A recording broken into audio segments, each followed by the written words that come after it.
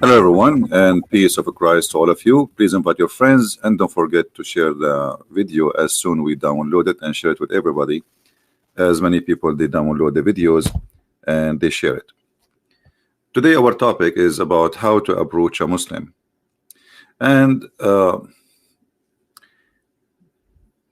supposedly I will speak about how, or this is what I understand from the question, how we make a Muslim accept Jesus or convert to Christianity. First of all, I'm not here trying to make Muslims convert to Christianity. I'm not. I'm here to share the truth, and then he convert to Christianity. That's not me. If he find that Christianity is where the truth is, then this is his choice. So my duty or your duty as a Christian is to share the truth, to tell the truth. Now who accept or reject, this is his business. So let us not to make the target is converting them as much the target is to be truthful with them. After being truthful with somebody, then it is his business to accept the truth or to reject the truth. And the reason I say I don't want really to convert them, I want to share the truth with them, because converting somebody, it's not in your hand anyway. And it's not your decision anyway. And if you convert him by lying to him, that's mean you are a liar, the same as he, I mean, he was believing in a lie before, and now he is believing in an additional lie. So the target for a Christian is to be a Christian, and to be a Christian is to be truthful, and to be truthful you have to share the truth and the truth only. And then whoever want to believe, he believe. Whoever don't want to believe, clean the dust of your sandal from his house, as the Bible says. So how to approach a Muslim? You see, every human being is different. If I'm walking in this beach here and there's a Muslim with me, he might say to me, oh, Christian, look, this is what Allah created. And that will give me an opportunity to speak about Allah. So the best way to approach a Muslim is not to you speak about God, wait for him to say it. And usually Muslims, when they see a Christian, they try to harass him. So it's going to come, just wait, have patience. And the reason I say that, because when he opened the door is different from you opening the door. The Muslim always he play victim. Oh, because I'm a Muslim, he's harassing me. The Muslims are, they are oppressing everybody in the world. And the second you go launch, let us say, some kind of exposed to his cult, it's the same second he play a victim. So let him start, let him say something. I never saw a Muslim, he sat with me and he find out that I am a Christian and he don't right away go and attack me. Right away. The second they knew you are a Christian, they will say something. And for sure, this is generally speaking. So wait for him to say something, and the second he say it, you go from there. Every human being is different. Everyone he think differently. So today we are going to find out how really we can talk to them. Can somebody give me something like first time a Muslim he asked about Christianity? What he asked you about? Anyone remember?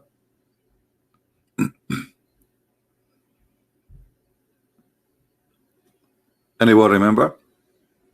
Like, what is the first question a Muslim he gave you? Give me one. Just to show you like how you can take the question and make it used for your benefit. It's Trinity. You see, when a Muslim he says to you, okay, how you believe in the Trinity? The question is, how you believe in Allah? He says to you, Allah, he said. Okay, I said, my God, he said. Are you a person of double standard? My God, he said, I believe. Your God said, you believe. So it's not about how, it's about you accept whatever it says there. It's not because it's how and it's convincing. As an example, if a Muslim he speak to you about Jesus, he will never make fun of Jesus being born of a virgin. But have you ever heard of a virgin giving birth? No. So why you accept Jesus is born of a virgin? Because it says so in the Quran. So the Muslim is not discussing really if this is possible or not. He is just discussing blindly without using his brain. That how that can be. Well, this is why we call him Almighty God. Almighty God is the one who can do what nobody can do. So if it's impossible to God to be three person but yet one, it's been impossible for him to be God anyway. Are you getting my point?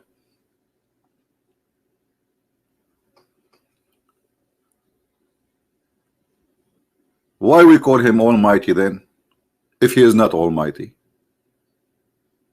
Either you believe he is Almighty or not. Mr. Justice, he's asking me, here we go. Mr. Justice is helping us. He says, are you pagan? Well, Mr. Justice, the pagan is the one who kisses stones and pray in front of stones, and he bow down to stones, and that is Islam, my friend. We Christians, we have nothing like this. It is you Muslims who believe that the stones can forgive your sin. If you touch stones, they erase your sin. And you know what? I don't like to say things without proof. Here we go. This is your prophet teaching the Muslims that touching stones around the Kaaba erase your sin. So who is the pagan? So this is a great question actually. When a Muslim he says to you, are you a pagan? Well, right away you show him that the pagan is the one who believe in the following, that God he have a right hand, and the right hand of Allah is a black stone. And this is your prophet saying, not me, that touching two corners of the Kaaba erase your sin, the black stone and the Yemeni corner. Are you there, Mr. Justice? Now Mr. Justice, he will go and take a hike and he will hide, because he cannot explain to us how touching stones will forgive your sin. So what we notice here, that if you are not armed with knowledge, a Muslim he can ask you questions and he try to make it embarrassing for you. But the fact, if you have knowledge, that the same question is going to be embarrassing for him. Now show me where Jesus says go and kiss stones or worship stones. Show me where Jesus says that, you know, we have a holy stone. Show me where Jesus says that a stone is the right hand of God. Show me where Jesus says that a stone is going to witness for me in the day of judgment, is going to have two eyes and will have a tongue. So the Muslim is a pagan with certification, yet he accused everybody to be pagan.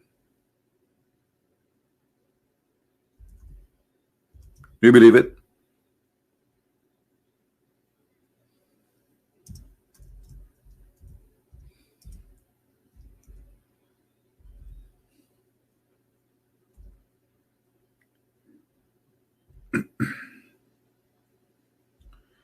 Let me see where I can find the hadith about the black stone with tongues.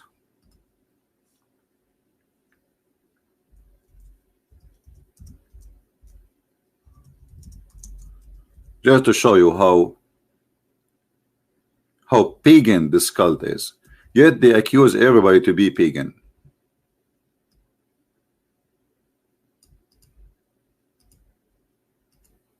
It's part of your religion and the system of your God.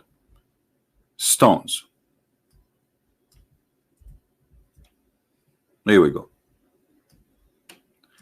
The messenger of Allah said about the black stone, by Allah, Allah will raise it in the day of resurrection with two eyes, which it sees, and a tongue that it speak with, testifying to whoever touch in truth.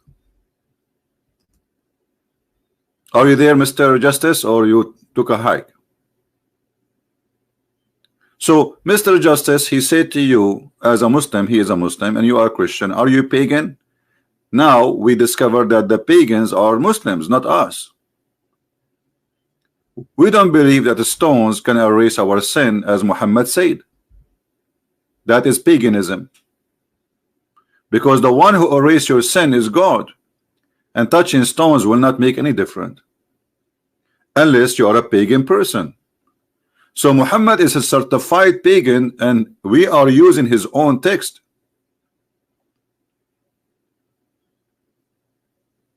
We are not using something from our pocket. And here what the Muslims will do. Oh, I don't accept this hadith. I don't care you accept it or not. You see, when the Muslim they say I don't accept, it is a very good sign that he is now in a revolutionary mood. He don't like what his prophet said. He is disgusted. He is ashamed of him, and now he will not dump all what his prophet said. Do you understand? So when a Muslim he says this hadith is da'if, what da'if? Da'if mean weak, but even the weak hadith, by the way, is accepted. But this is the ignorant, they say that, you know, da'if. Okay, so what does that mean? It means Islam is a corrupt religion. Isn't it Islam based on the hadith and the Quran? So if you are saying to me that the hadith, which is Muhammad's speech, and the Quran, which is Muhammad's speech anyway, is corrupt, that means you have no belief. So how you will know which one is the one you trust?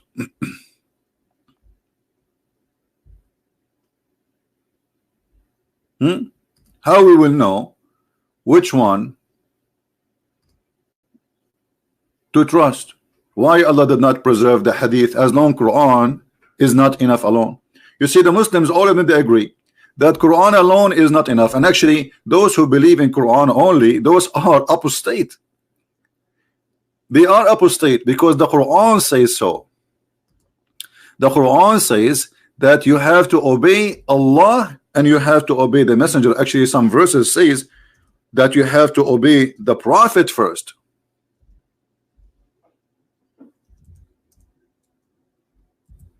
And then you obey Allah.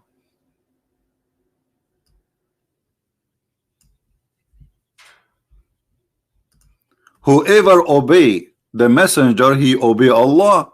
Okay, so how you obey the messenger if you don't have his words to be obeyed? Do you understand me, people? Guys, don't repeat the text. I saw you, Samson, please. You know, I'm not blind, my friend. It's okay, but we have a topic. Don't worry, don't worry. You are talking to Christian Prince. I appreciate that you are giving me a hand. You know, I mean, it's okay. I really appreciate that, but don't repeat the text. You are just spamming now. Let us, guys, take it easy. Don't worry, don't worry. We will cover it all. I mean, I spank Muhammad every day, 24 hours, 7 days a week. Do you know how many people left Islam just in the last 24 hours when I am offline? Speaking to people in Skype. You don't know. Take it easy. This cult is destroyed already, and the one who destroyed is Muhammad, not me. Now look at this. He who obeyed the messenger. If you say to me that the hadith is not trustworthy, how we can obey the messenger? Correct, guys?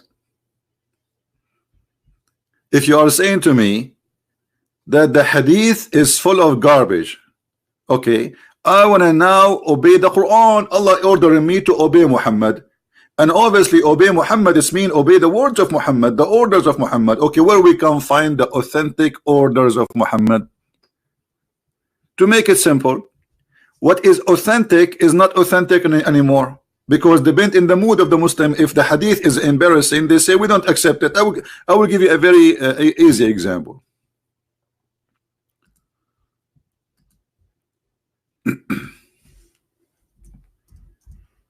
I will give you something funny. All right. Satan, he do fart when he hear the prayer of the Muslims. But this is a very authentic hadith. Okay, any Muslim here, he have a problem with this hadith. Who is the Muslim agree with this hadith, and who is the Muslim who rejected? That Shaitan, he do fart when you pray. And that explain the global warming. Any smart Muslim who have little education, he will say this is a joke. This cannot be true. But this is authentic.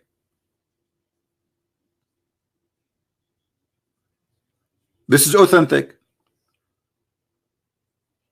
So because it's embarrassing, they say we don't accept it, and this is a very good sign. That's mean the Muslim now he start thinking. He start what? Thinking, which is unusual. It hurt. See, if you did not move your hand for long and you try to move it, it hurt because you did not use it for a while. So when the Muslim he see those things which is proving Muhammad to be a false man, he get hurt. And because he got hurt, he scream, he says things he should not say, or he reject to save himself from the stupidity which we see in the front of us. When Muhammad he said, aren't you afraid? Can you stream about the Reformation? What Reformation? What Reformation? Islam Reformation? There is no such a thing. It's a big fat lie.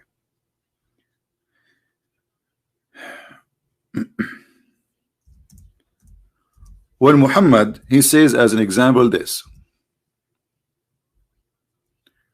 if you raise your head before the Imam, Allah will transform your head to a head of a donkey. Okay, how come we don't see one person in the world who raised his head before the Imam, his head turned to be a head of a donkey? Never happened. That's mean Muhammad is a fraud. So a Muslim who have little, courage, he will say, well, this prophet either he is lying to us, making fun of us, trying to scare us like kids in the old days when we were like, there's a beast outside, if you go in the dark he will eat you, or he is telling the truth, right? So you have to take one, and obviously Muhammad is not being truthful. So if Muhammad is speaking to the Muslims, trying to scare them, that's when Muhammad consider Muslims are a bunch of kids and he don't respect them. Additional to that, you do not make people practice something based on fear but not based on the truth. Somebody saying this is narrated hundreds of years after Muhammad. The Quran narrated hundreds of years after Muhammad. So what we will do? This is not my business. Why this hadith is accepted for the last 14 centuries and now it is not? What happened? What happened? That's people today, they get smarter and they are more educated, and this is stupid. So the only solution, they say, oh, this is I reject this hadith, it's weak. You know what I mean? But the fact this was not rejected. This is why it's called Sahih. The name of the book Sahih. Do you know what Sahih mean? Sahih mean accurate, authentic. So this is a book called Sahih. Imagine the book it's called Sahih is wrong. So the only way for them to escape the humiliation and the stupidity of the cult founder is to say, I don't accept this hadith. Secondly, the issue I raised, my friend, there's nothing is called reformation of a Christianity. There's nothing like that, my friend. From the beginning, always man is a corrupt man. Man is a corrupt. This is why man is not in heaven. So man, he do corruption, and man can use God or religion for his benefit, and this is nothing new. So the reformation you are talking about is just a political. Otherwise, Christianity does not need to be reformed, because we have the teaching of Christ. Do you understand me, my friend? So if there is a priest, he is a scumbag, we'll get rid of him. Don't go to his church. That's it. There's nothing is called reforming Christianity, because Christ, he gave us the perfect belief. We need to fix ourselves.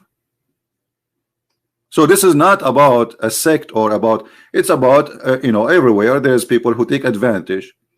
Even if it's a Catholic or Protestant or Orthodox, there is people who they are liars, thieves, like Judah. They are exist from the time of Jesus. Judah, he was one of the disciples. So always there is Judah. All right. So what you are saying have nothing to do with the Christianity, because nobody can reform the teaching of Christ, for it is perfect and amazing and beautiful. Love your enemy, Pray for those who curse you. How you can reform that? Actually, a human being cannot reach to be noble, not even in a billion years from now, to say love your enemy.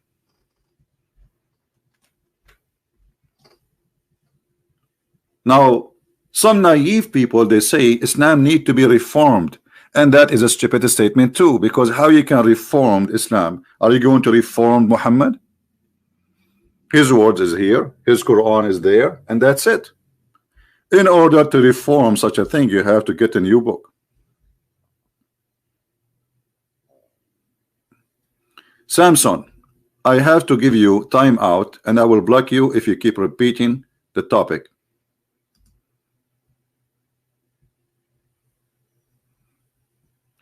If you are not adult, mature, please don't stay here. I said many times, don't repeat your text. Anyone will repeat the text, I will give you, I will give it to you like the same as Muhammad. 3 times only. If you repeat it more than 3 times, I will ban you. That means you are a kid and you are not listening.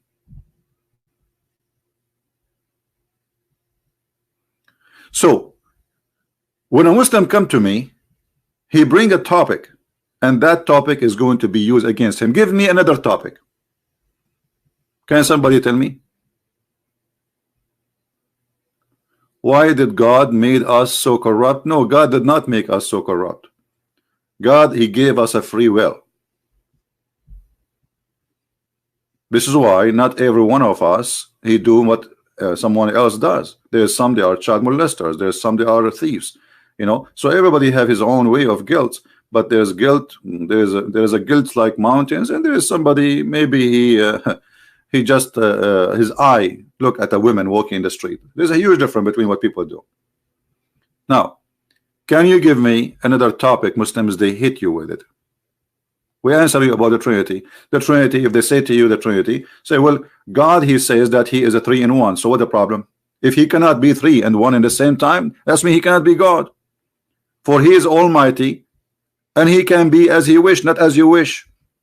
Is the Muslim who design how Allah is? No. Is the Muslim who choose how Allah is? No. So how they accept their God who have a shin, he have a hand, he have 5 fingers, he have a leg, he have 2 eyes, he have 2 right hand, 2 right hands, yeah. Which is funny. And nobody asked him why. Nobody asked Allah why you have 2 hands in the right side of you. What's happened? Is that a birth defect? Why they don't question Allah for how he look like? Why Allah have 2 eyes anyway? If Allah is all-seeing, how you can see with 2 eyes everything?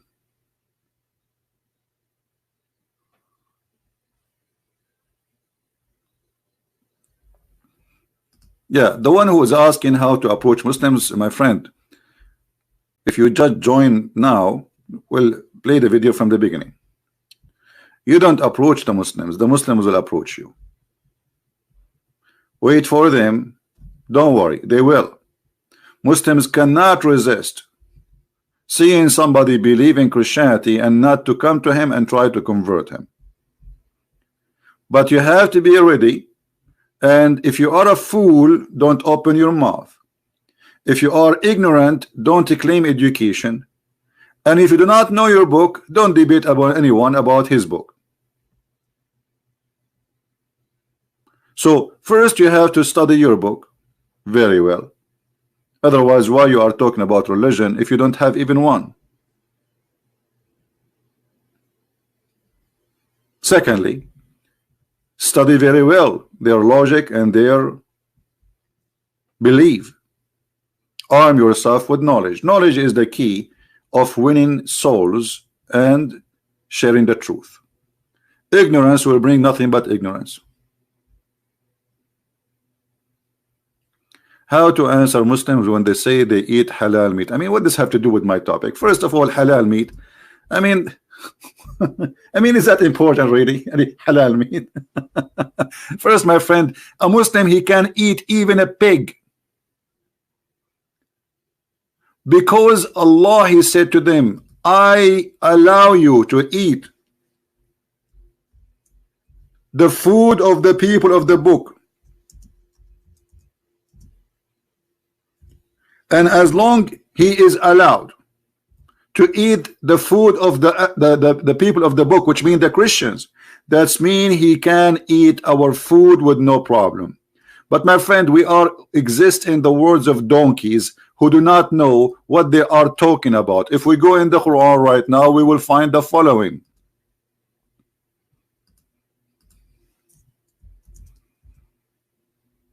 Chapter 5, verse number 5.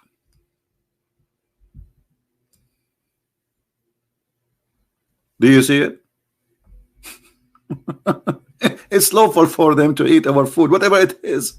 Whatever it is.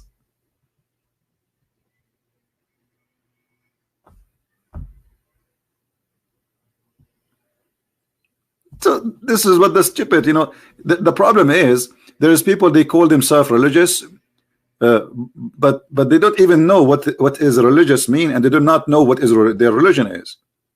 So a Muslim, he have no excuse to eat from your food or not, because it's made lawful for him to eat all kind of food presented by a Jew or a Christian without questioning what is inside the food. You see, it doesn't say I make lawful for you some of their food. It says it make lawful for you their food, whatever they slaughter.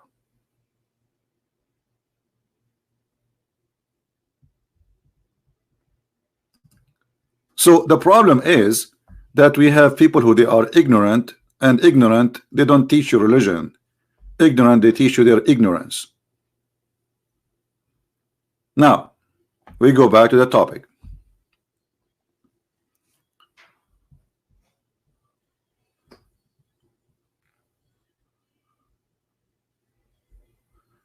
They ask how God can sleep. Okay, well, where we find that Jesus, he was sleeping? Isn't it the same time when Jesus, he was in the boat and he controlled the storm? So if a Muslim asks you how God can sleep, well, how he is asleep but he is controlling the nature around him?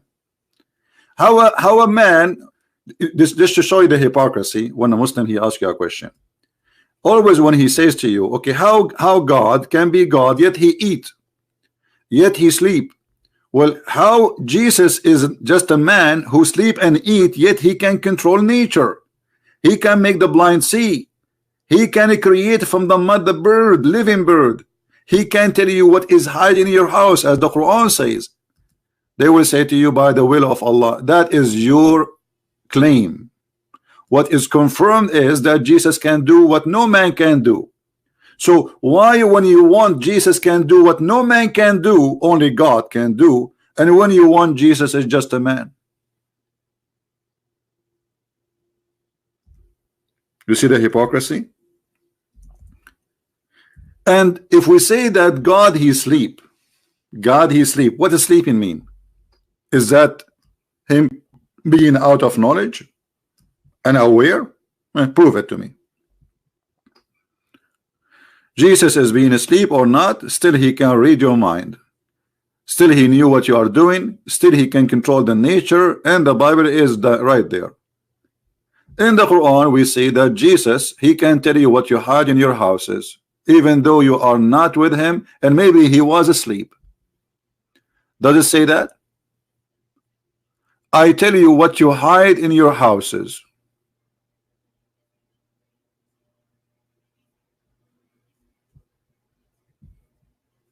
Okay, how Jesus he knew that? He was asleep at home. And I inform you of what you eat and what you store in your houses. This is Quran chapter 3 verse number 49. The Muslim, they will say to you, by the will of Allah. This is your claim, but it's confirmed that Jesus he knew what you store in your houses.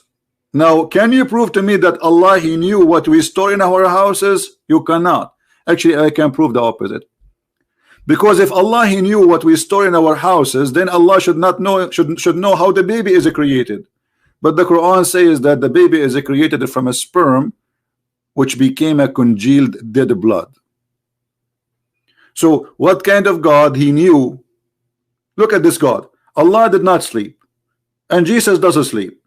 But Jesus who sleep, he can inform you while he is sleeping what you have in the other room or in the other house, which is in a different city. And Allah who do not sleep, he do not know how he made the baby. Are you getting my point? Now, how many of you is taking notes?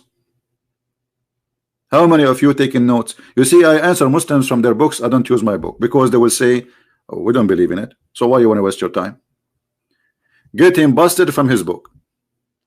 So what the Quran confirmed that Jesus, even if he is asleep, he can see what you do in your home. Who is saying so? The Quran.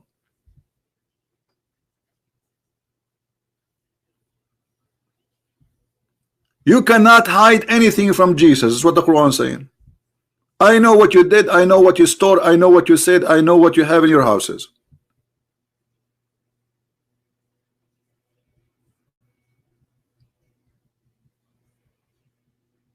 So how Jesus can do that? They will say to you, Allah, by Allah leave.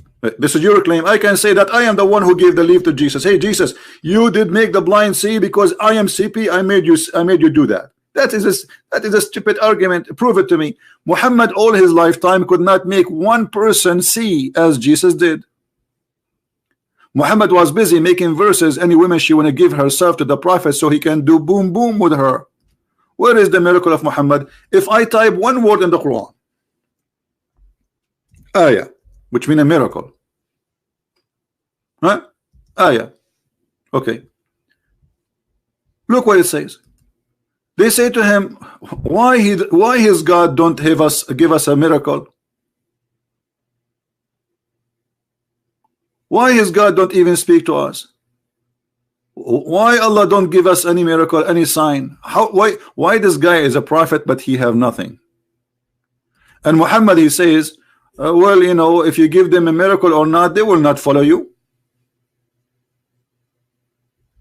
And even if you were to bring to the people of the scriptures, the Jews and the Christians, ayat, proofs and evidence.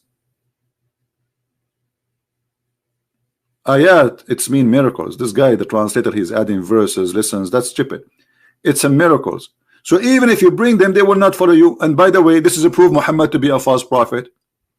Because who are those in YouTube who they are Muslims supposedly claiming that they used to be Christians and they became Muslims?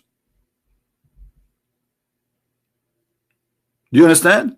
If the Quran confirms none of the Christians and none of the Jews will convert to Islam even if you bring them a miracle.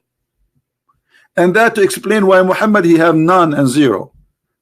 So who is this guy? You have a video of him in YouTube converted to Islam. That's me. Muhammad is a liar. This is a false prophecy. And why Muhammad don't have a sign and Jesus have all the signs?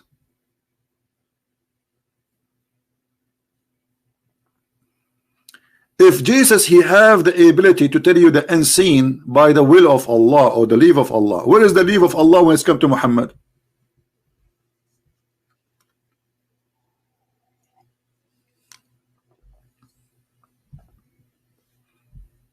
Do you understand, my friend? Give me another question. We answer about Jesus he sleep. Jesus he sleep, he tell you what you hide in your houses. Jesus he sleeps, still he can make you blind. Make the blind see. Jesus, you know, he sleep, still he can make the one who cannot walk. Jesus who sleep, he can still make from the mud a living bird. And this is who? Jesus, the one who sleep.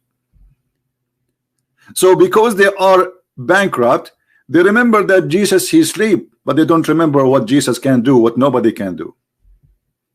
And this is my challenge to the all Muhammadan.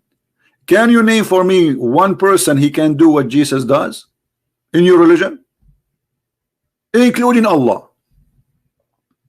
Can Allah create a mosquito? If they say yes, prove it. Actually, we can prove easy that Allah cannot be the creator of anything.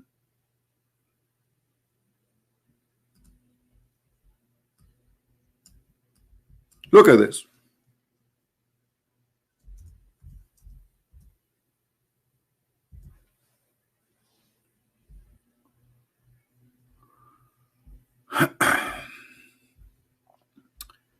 If we go in the Quran, we will find some of the most funny things ever. Allah is speaking science.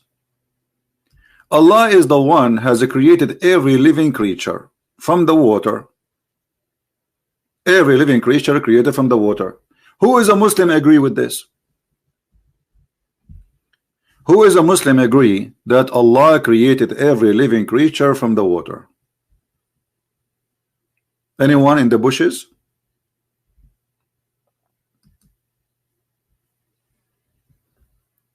Who is a Muslim agree with this verse in the Quran?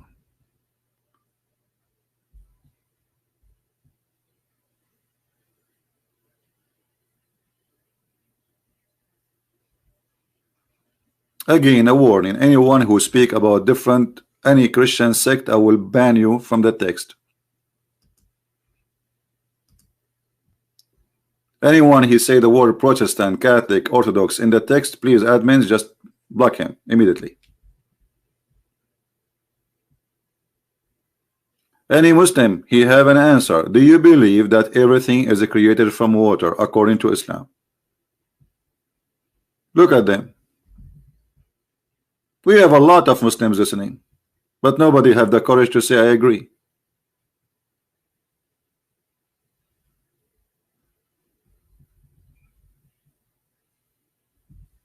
Any Muslim would like to call me and say that he agree with this, just to show you that Allah cannot be the creator, because the creator, he knew what he created. Very simple, you know. So the question is, do this creator, he knew what he created, or he is ignorant about his creation? I never heard of a creator. He is the last one to know what happened and done by his hands. Let us see.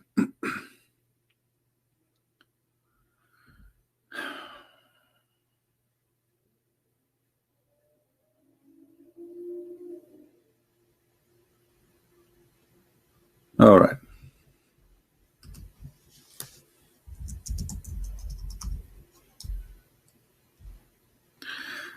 Anyone? I'm waiting for a Muslim.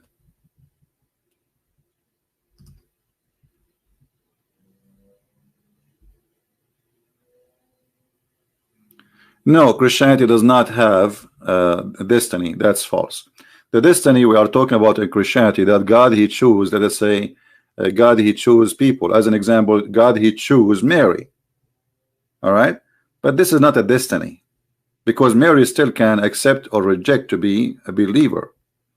So God he can choose me to do a mission, but yet I can be, even though I'm chosen, to reject that mission. And I will give you an example.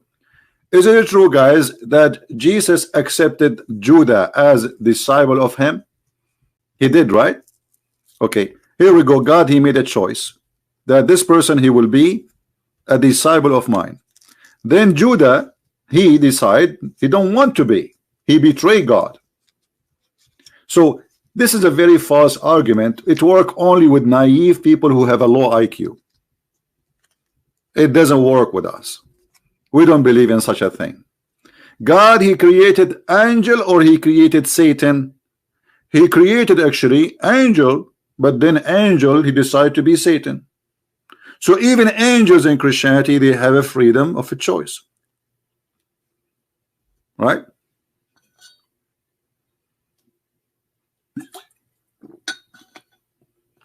Somebody's asking why he would choose you if he knew you will reject his mission. So you will reject, and you would do what you need to do. You know, why God he will punish you if you did not commit a crime? You see, people are like kids. It doesn't matter what you say. And why God he chose me if he knew I'm rejecting? Well, God he said to you, you are free, and now you are asking him why you make me free. The question is not why he chose you. He chose all of us actually to believe in him. Every single one of us, he chose us to believe in him, but we reject. So very naive and very, I mean, don't get married. The one who posed that question, I advise you, don't get married for the coming 10 years, because you are obviously not mature. right? God, he chose us to live in his kingdom and he love us, but we choose to reject him. Muslim says Bible is corrupt. Okay, well, look like nobody want to speak about Allah created everything from water. Okay, let's talk about the Bible as being corrupt. Who is the Muslim who says that? Is he in the chat, or is he in the chat, the one who says the Bible is corrupt? Is he here?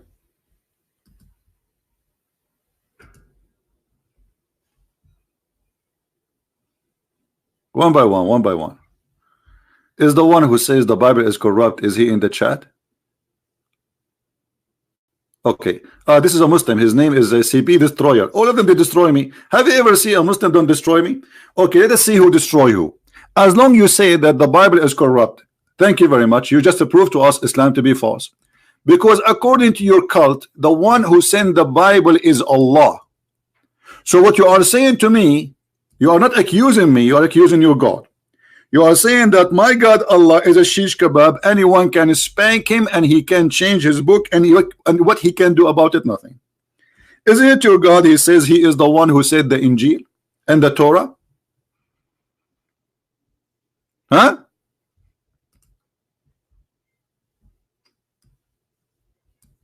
Is that your book or my book? Busted. So a Muslim, when he says to you, your book is corrupted, he is saying his book is corrupted.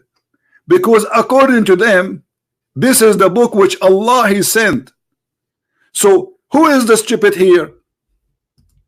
The one who say his book is corrupted, or the one who says my book is not? So you are the one who's saying your book is corrupted, not me. We don't agree.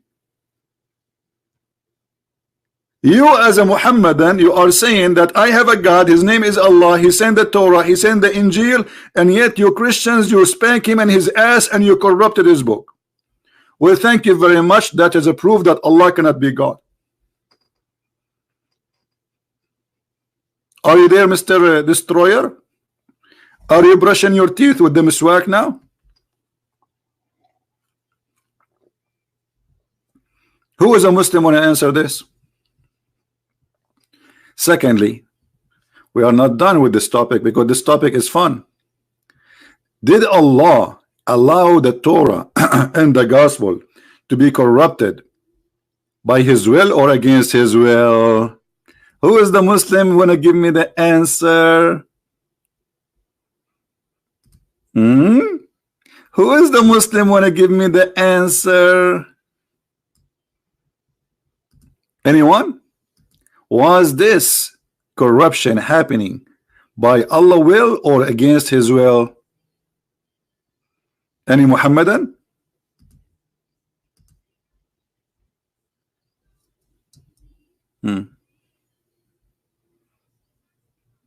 As you see, the Quran is confirming what is with us. You see here, even the Muslim translation, because they are liars, excuse my voice, is not good. It says here, نزل عليك الكتاب بالحق مصدقا لما بين يديه, approving what is between his hands, which is what? The Torah and the gospel. How Muhammad he approve it if it's corrupt?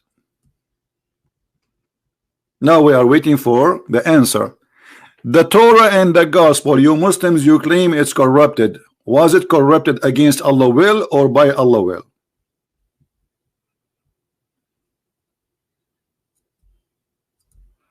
The Bible prophet, Allah does not say Bible, it says Injeel. This is additional proof that Allah is a scam. Why? Because Injeel is a Greek word. So if Allah and Muslims says that Jesus was sent to the Jews, why his book is in Greek? Isn't it your silly Quran says we never send a messenger unless he speak the language of his people so they might understand? So the Bible should be in Hebrew, according to the Quran only. Because you Muslims claim that the only one is a messenger for all mankind is Muhammad. Okay, so how the book, it's called Injeel, which is a Greek, yet Jesus, he should be speaking only Hebrew, and his followers, they speak Hebrew. Are you there, Abdul?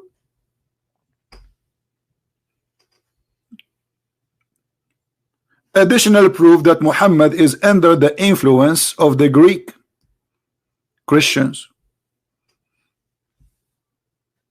They don't have Arabic Bible. He heard about Injeel, so he used the word Injeel.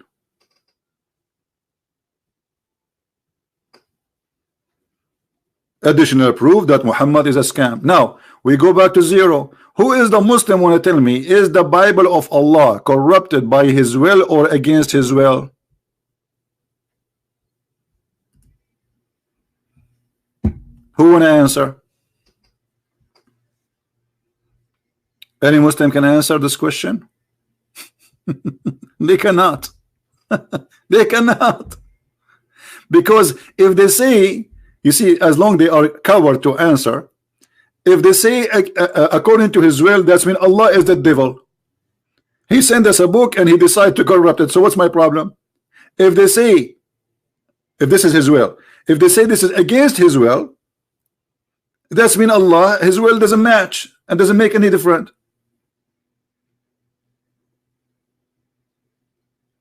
Who is the one who corrupted the book? And what is the involvement of Allah? Isn't it Allah? He says, "La mubaddila li kalimatullah." Nobody can change the words of Allah.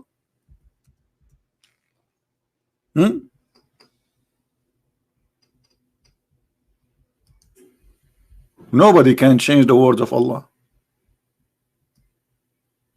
So Allah make a challenge. Nobody can change his words, and yet you says to me that the word of Allah changed. So Islam is a stupid cult.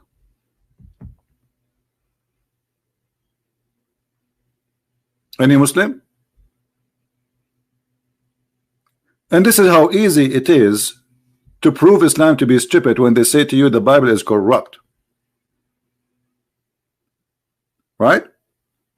Because they are talking about their Bible, which supposedly the Bible of Allah is corrupt. So what's my business? This is accusation against his God, not against me. You see, I have books. I have many books. Now, if I write a book and somebody else corrupted my book, isn't it my responsibility, the author, to protect my book, or the responsibility for someone who's in the street? This is my book. So if Allah is the one who sent the Injeel and he is the one who sent the Torah, that means it is the responsibility of Allah, and the Quran comes from that. That nobody can change the word of Allah. And then you come to me and you say, okay, well, the Injeel is corrupted. You just prove to me that Allah is a liar, because he says nobody can change his words, yet you are saying the word is changed.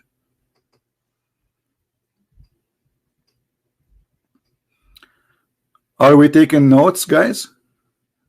Are we taking notes? The word here refer to decree, promise. Decree, promise. Aha. Okay, let me get you busted. It is not. It's about a book. Here we go. The verse before it. Now you are a certified donkey and you are earning a one-way ticket to Mecca. Do you see it says, we reveal to you the scriptures and nobody can change the words of Allah. So you are a donkey now. Actually, I take it back. You don't deserve such a title.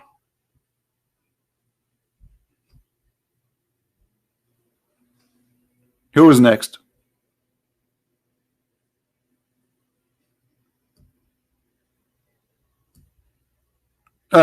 You remind me of the word donkey. Your God, he think he is the one who created the mule. Look like your God, he do not know that the mule is not created by him. It was the fruit of one night stand date. Allah created the mule. How is that?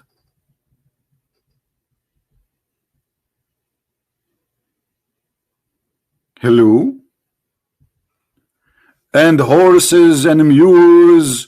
What? Allah created the mules? Are you sure?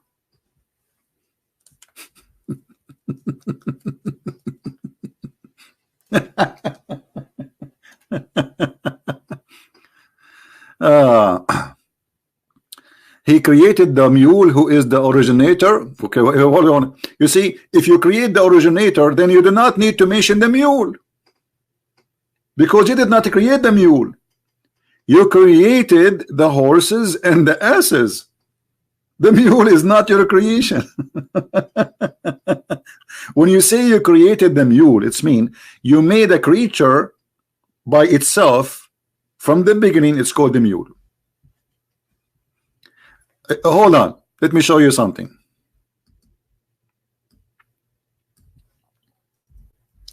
Allah is he worked with the the station called Discovery Channel.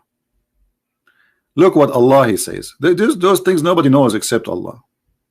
You know, Allah has created every animal of water. By the way, does it say every animal? No, it says every dabba. Anything live in the earth or a living creature is created of water. And then he continues saying, and he and those, some of them, they walk in their belly. The word in Arabic here is walk, yamshi, not a creep. But animals, they don't walk in their belly, they creep. This is the wrong Arabic. And then some of them, he have 2 legs, and some of them, they have 4 legs. Are you sure? That's it? This is the creation of Allah?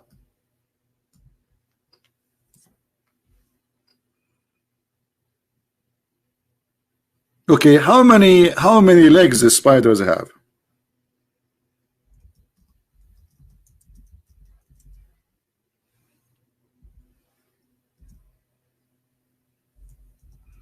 Any Muslim can tell us? How many legs the spider he has?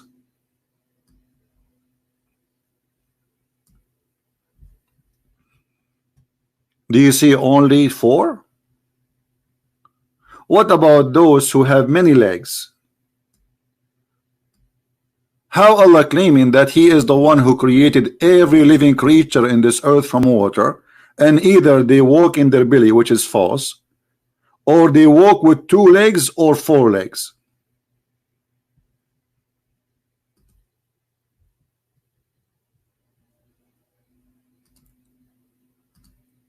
Well, just go. Change your name at least.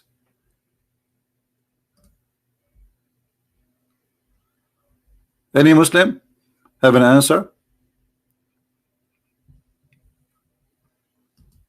Did you hear about this insect? She have a date and she wanted to go and meet her boyfriend, and she was late because she have to wear 44 high heels shoes.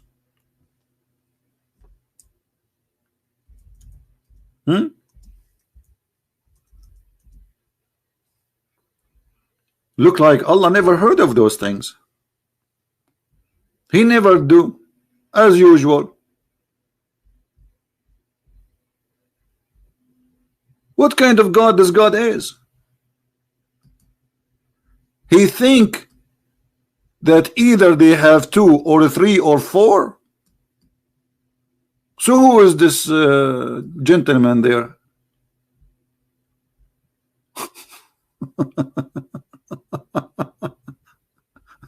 Who is this? Oh boy.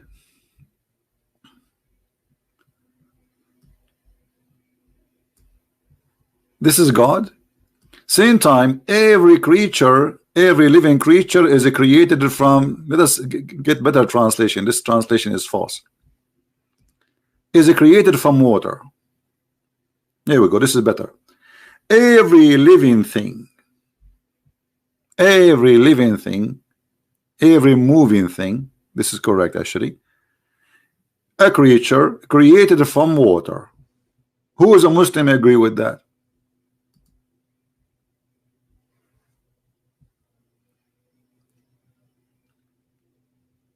Anyone?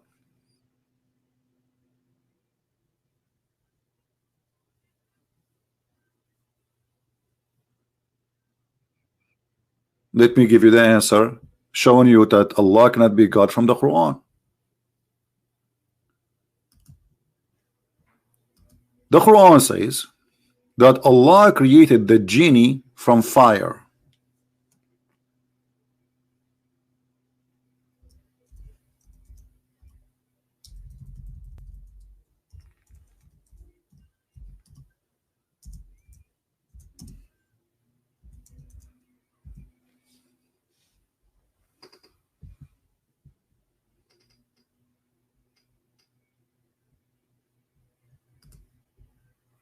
Do you see it?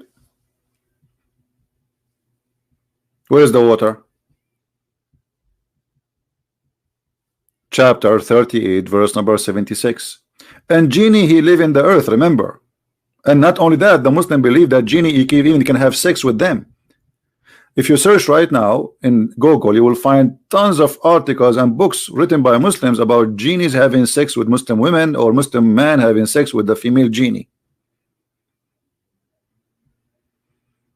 Okay, that's okay. Just hold on. Do you see it? So the verses where it says that Allah created every living thing from water is wrong, because the same book confirmed that genie, and who is a living thing, is created from fire.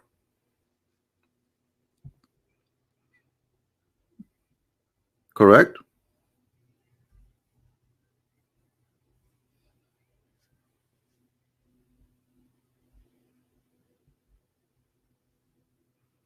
Hey, my friend, I don't read the Bible to dismiss the Quran. Here we go. The Quran is dismissing itself. I do not need to use the Bible. And the reason I don't use the Bible to dismiss the Quran, because why I want to do that? Because the Muslims will say to you, I don't accept the Bible anyway. But when you show them this from their Quran, you are not wasting your time and the story is over. Can they say, I don't accept this? They cannot. All right? Do you understand me?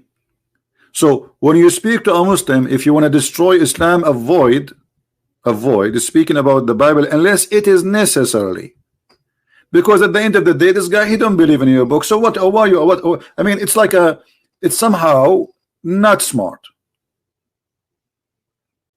Get him busted first using his own book, and then he cannot say, I don't agree with this book.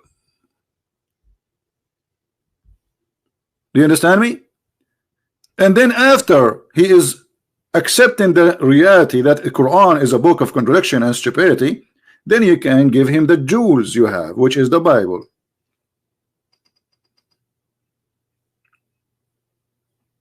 You understand? You notice that when you come to listen to me, I don't speak about the Bible reading. I speak about it only just to get somebody busted. He said something not true. But I confirm Islam to be false using only Islamic books and Quran and Hadith, something the Muslims agree upon. Now, how Allah says He created every living thing from water, then the Shaitan, who is a genie, created from fire.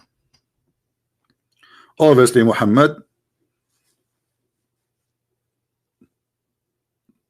he forgot what he said. Muslim and the proud is saying Islam is the truth, you cannot debate about Christianity. Okay, well, my friend, what about you give me a call right now? Why you don't give me a call? And why you want to debate only about Christianity? You know what, I will give you a golden opportunity. One question from you, one question from me. Is that fair, guys? Ask me whatever you wish, and I ask you whatever I wish. If you are the man, give me a call. If you are not, just put your tail between your legs and let your mama call me. Because I have a question for her about how to make falafel.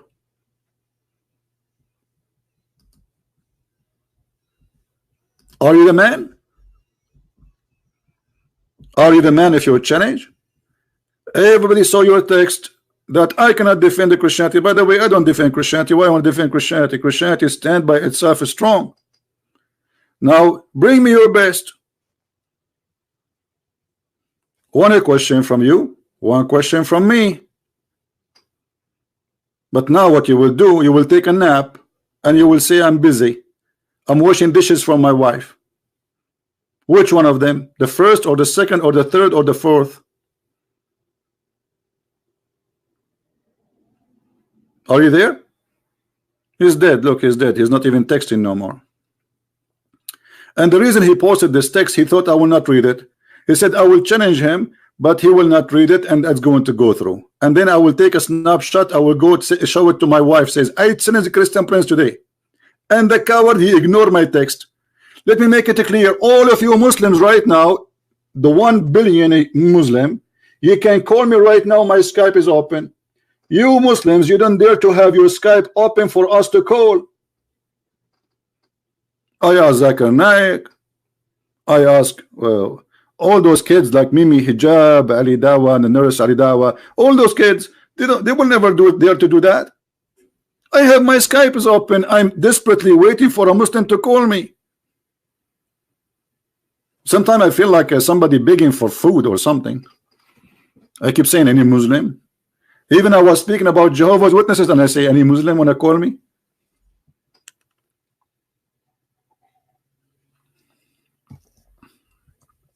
Any Abdul? Somebody says Nadir Ahmed. Nadir. This guy is a kid. Anyway, he can call me. Let him call me. Just to show you how stupid they are, those kids. If somebody says to you, I blocked him. I block people because they are kids and annoying. But he can just make a new account in 2 seconds and call me back. Can't he? You are desperate for attention? Ah, okay. Is that why I pray in the top of the car like a goat? In the corner in New York? Is that why I pray in the middle of the square where people they are playing music? Who is the one seeking attention? It's you Muslims.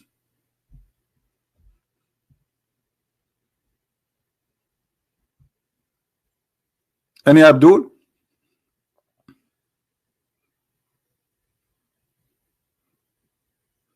I remember when I was a kid, there's a kid in my age, you know, in the school. So sometimes he come to my house, I go to his house.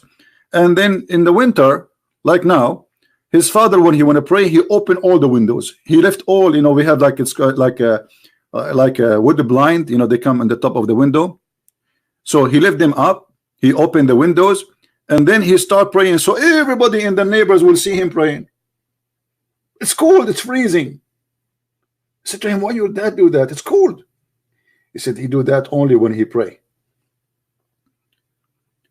And then his dad, he sit in the couch, and he have little rocks in the front of him. He hold one and he start hitting his head with the rock. I said, what's wrong with your dad? Why you are doing that? He says, because people will think he is praying when he go outside. It will leave a mark in his forehead. What? This is the truth. The mark of the devil.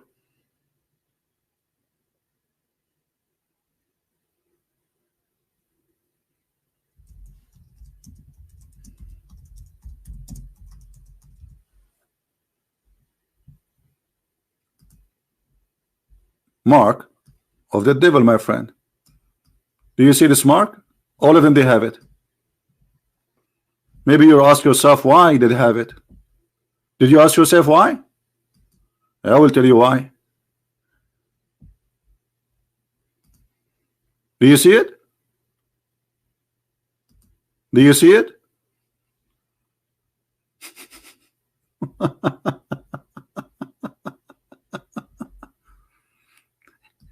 The religion of hypocrisy. They want to show that he is a person who bowed down in his head a lot, praying to Allah. But the fact he have little rock, he make, and now they come with a new thing. They go to Thailand and they make a tattoo which nothing can wash it. and doesn't appear like a very light tattoo. So now he do not need to pray or to hit with the rock at all. It's just a tattoo is going to stay there forever, and he is a great believer. I remember when we leave the house of this kid, you know, we go and we drink. It's Ramadan, and we are kids, you know. We eat. His mom, she have nice cookies. We eat. He eat in my house too. So we go out, and then we go, before we go out, he says, "Wait, wait, wait." He says, "What?" He go to the kitchen. He grabs some. He wet his lips with his tongue, and he grabs some salt and he put it in his tongue. And I talked to him. He said, which means don't talk to me. He cannot talk because the salt will fall down. And then I said, why you are doing that? Why you put salt like this? He says, because I have to make them look dry. This is what my dad, he taught us. So they eat, they dance, they drink in their houses in Ramadan.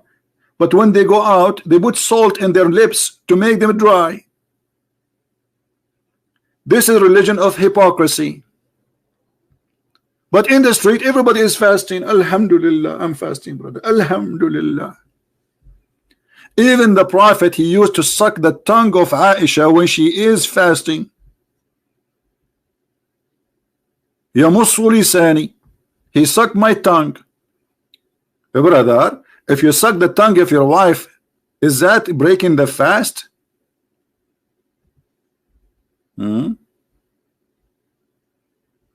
Many people fast saying fake it.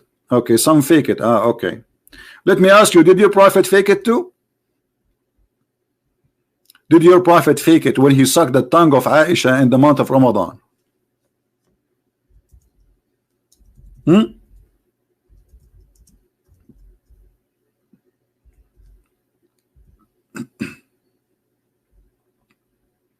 Huh? Like we cannot find it, the hadith here in English. We found this one. It's okay. The Prophet SAWS used to kiss her and suck her tongue when he is fasting. Is sucking liquid out of your mouth, is that a break in the fasting for you or not? Do you see it? So I thought fasting is you're not allowed to suck any liquid. And why the Prophet is sucking the tongue of Aisha when he is fasting? Is he fasting or having sex now?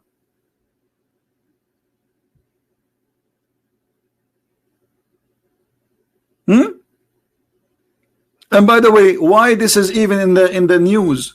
I mean, what kind of a woman she go in the street and she say, imagine I am married and my wife, she go on live and say CP was sucking my tongue. Like what? A woman, she say that, she must be really a very bad woman.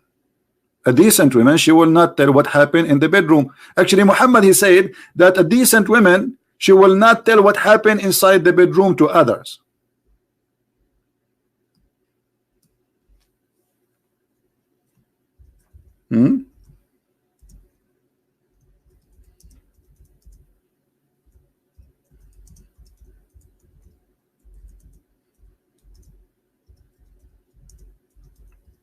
Any Muslim?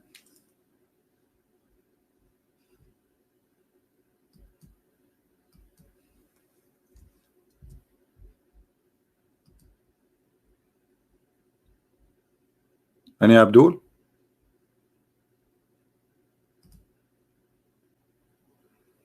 Let me see if I can find the hadith in English.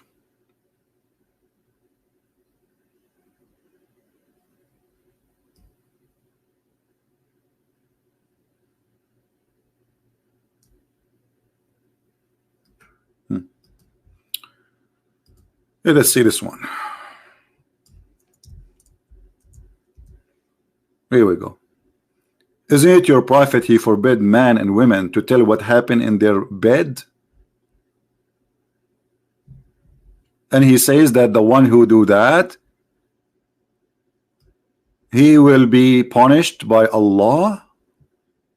And then his wife, she is staying everything he do to her, including intercourse.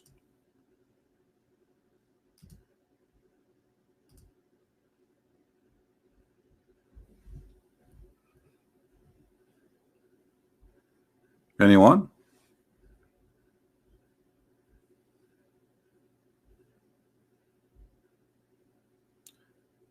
I want to make your what? A ringtone? Make it ringtone, make it whatever you want. It's okay. Aisha told about because it was Islamic matter. Guys, it's Islamic matter. Let me show you Islamic matter, guys. Islamic matter is to tell somebody that you need to know that the Prophet, he used to suck the tongue of Aisha. This is Islamic matter. Well, can't Allah, he make a verse says you can do this and this? So now Aisha is the Prophet, not Allah Prophet. You are telling me that Aisha, she is fixing something is not known in Islam, and the Prophet, he forgot to tell.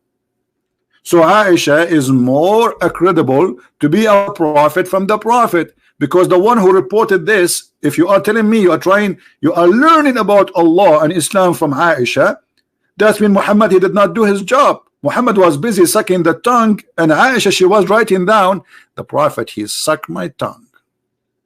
Thank you very much for the hand. Right?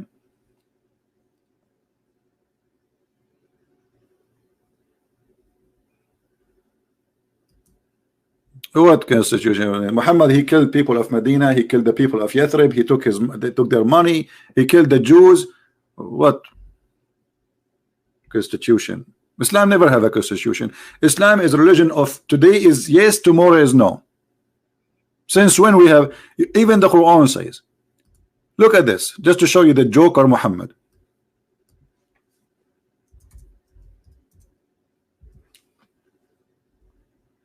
وَمَا نَنْسَخُ مِنْ آيَةٍ أَوْ نُنْسِهَا نَأْتِي بِخَيْرٍ مِنْهَا أَوْ مِثْلِهَا. Okay, what is that? Whatever verse we abrogate or cause to be forgotten, we bring better or similar. Like what? What is the constitution? So how you can have a constitution? Because tomorrow Allah will cause you to forget it, and Allah will bring something better or similar. Hold on, if it is going to be similar, why you are making us forget the previous one? Anyone knows what is behind this? Let me show you. The joker Muhammad, he says something in the morning, he said the opposite afternoon. So the Arab, they said, they were making fun of him. Look at this guy. He enjoy his followers an order, and he give them the opposite the second morning. Chapter 24, verse number 45. Sorry, chapter 2, verse number 106. Let me see if I can open the interpretation for you, so you can read. So even their interpretation confirmed that the reason for this verse to come down, that the Arab, they were making fun of Muhammad. This guy in the morning he says something, in the afternoon he says something else. He changed his mind and he forbid it. Not only he changed it, he forbid it.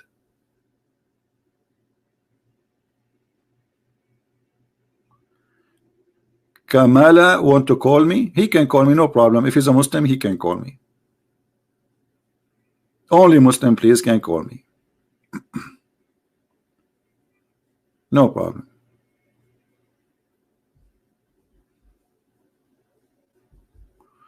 The Muslim I debate in Indonesia said Mary as a son of Imran and the brother of Harun is the same as Jesus said the son of David.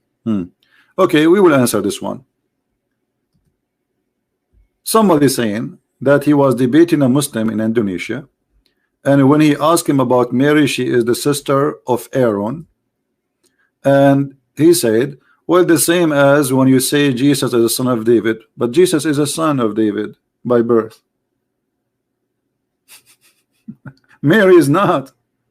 Mary is not from the same tribe. Not only she is not even from the same tribe of Aaron or Moses. So there is no connection between them. Secondly, if you go to chapter number 3, what the name of the chapter? Imran. Do you see it?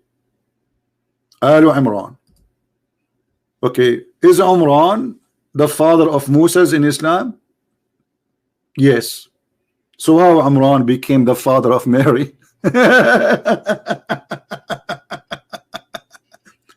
So not only Mary is the sister of Aaron, Mary is the sister of Aaron, and she is the daughter of Imran. And this is the same person who is the father of Moses. Do you understand, my friend? So obviously they cannot run away from a stupid mistake. It's not only she is okay, she is the sister of Aaron, maybe he meant something as you said, but she is the daughter of Imran. And if you go in the Bible, you will find that the father of Moses, his name is Imran, and the father of Mary, his name is not Imran. Correct? Do you see it?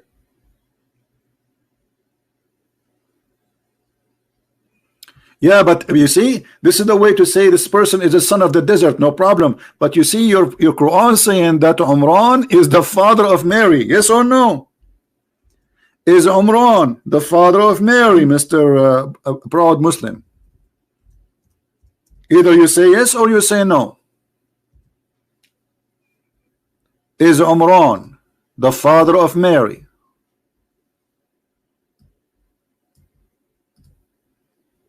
The answer yes.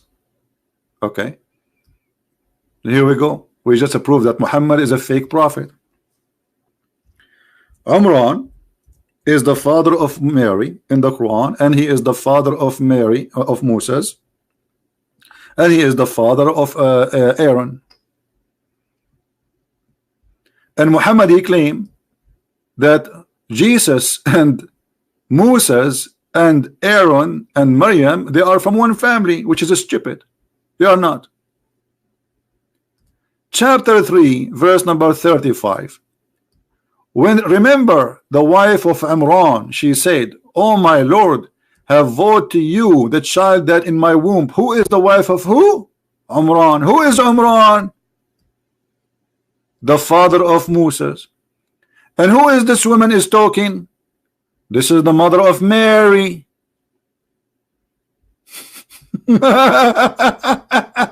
So you cannot hide the stupidity. It's all over the place.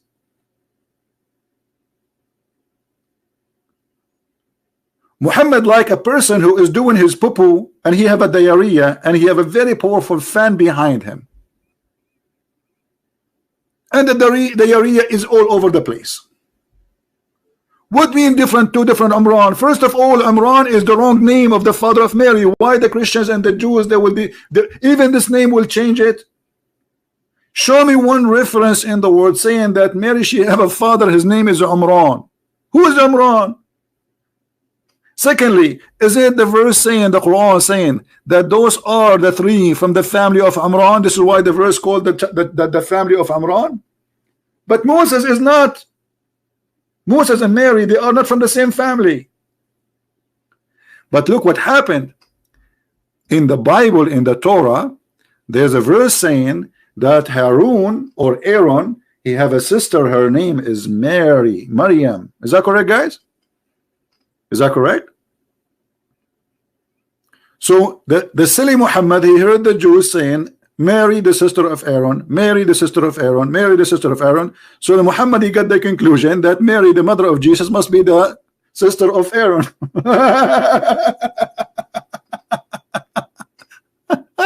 Unbelievable. And when a Jewish guy, he came to Aisha and he said to her, but there's a mistake. Mary, she did not even live in the same time of Aaron. There is a couple of hundreds of years between them. Aisha, she said to the Kabul Ahbar, the guy who said that to her, she said to her, you lied, and the prophet, he told the truth. She did not say you got wrong understanding.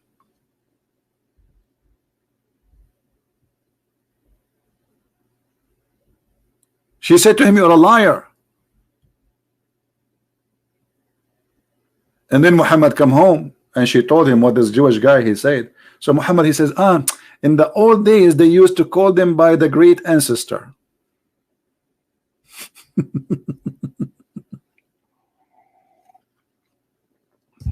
Now, how you can explain that Mary, her father is Imran? Anyone can explain to us how this happened? How such a mistake happened? How Imran, the same father of Moses and Aaron, became the father of Mary in the Quran?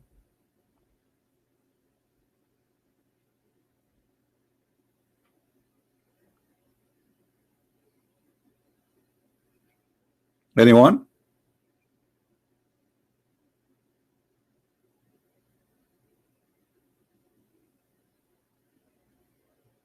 No, there is explanation. Muhammad is a thief. Whatever the Jews he says, he take from them everything. You see, Muhammad, they start accusing him that you are copying from the Christians and the Jews. There's a verse in the Quran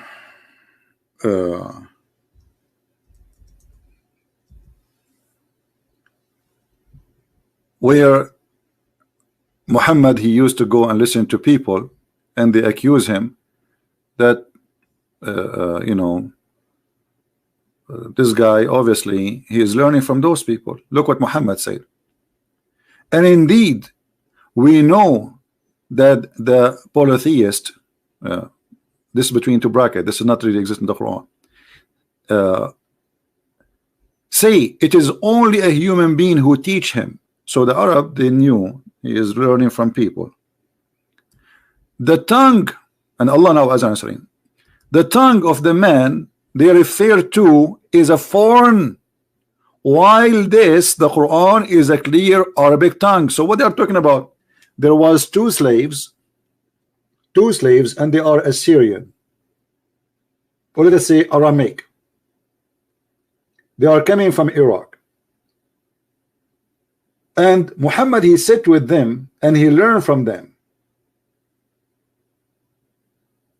And they notice how much he sit and they speak about religion, and Muhammad, he listen. Why Muhammad is a prophet of God, he need to listen to those guys? Those are two slaves captured and they are not anyone important supposedly. Why Muhammad is listening to them? So they accuse him that he is learning from them. So look at the answer. He says, well, my Quran is in clear Arabic, while those guys didn't speak with Arabic. They speak Arabic, but their Arabic is not like ours, the Arab, because they are slaves who they are captured from Iraq. So from the time of Muhammad, there was an accusation of him being a thief. And in different places we find that Muhammad, he tried always to do things different from the Jews because everybody is laughing at him. He copied the Jews. Look what happened here.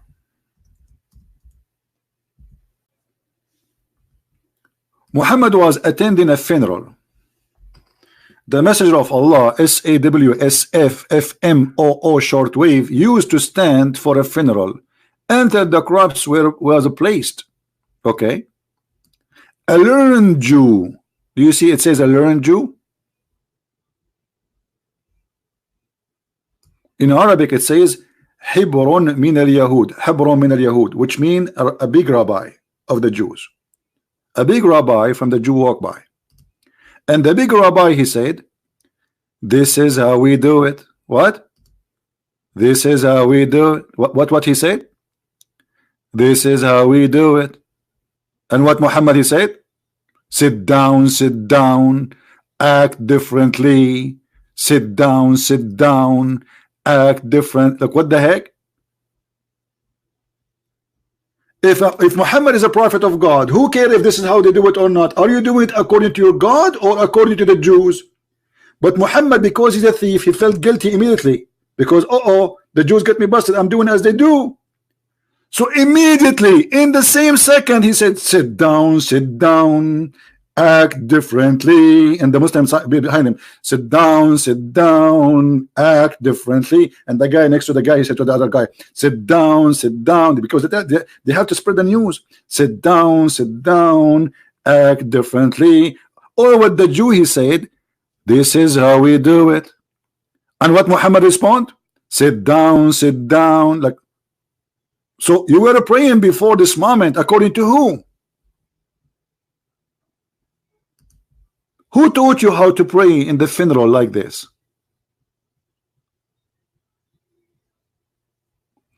This hadith was labeled as what?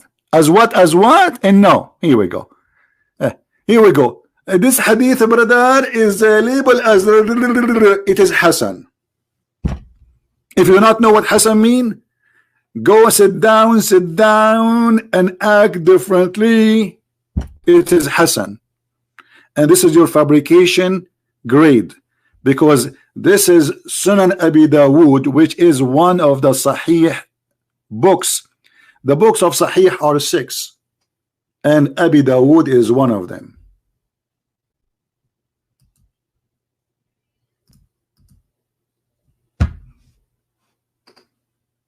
Any Abdul?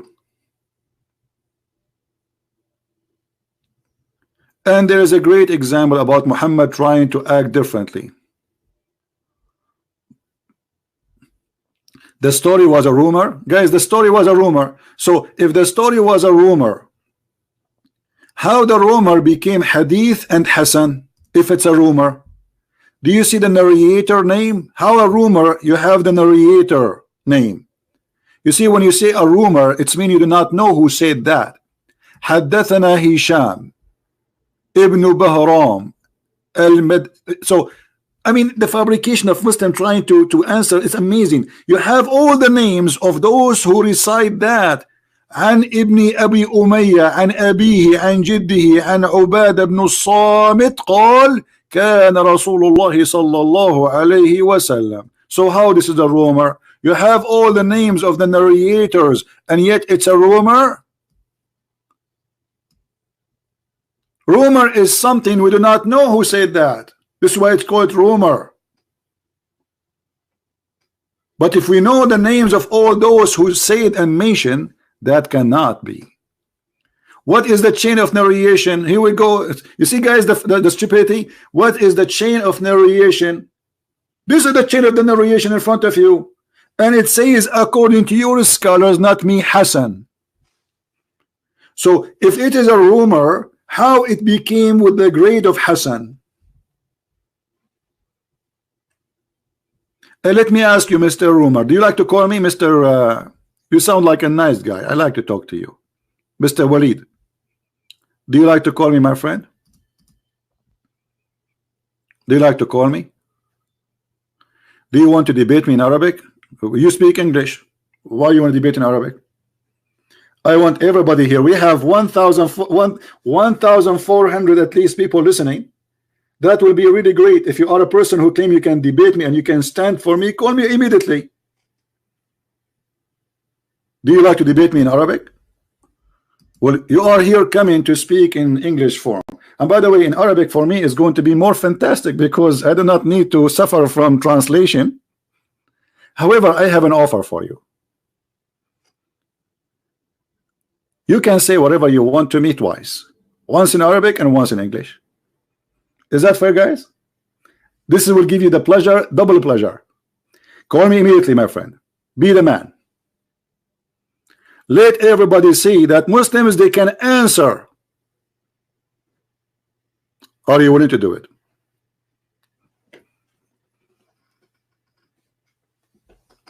Are you willing to do it? You said you want to speak in Arabic. I said no problem. All what you need to do, give me the answer twice. One in Arabic, one in English, no problem. And let everybody laugh. What your Skype ID? I only debate in classical Arabic, just let you know. My friend, here we have English people, so people, you see, you speak English very well, and I can tell your English is very fine, correct, guys? So what this is excuses about? Give me your ID, I will find you. Give me your Skype ID, I will find you.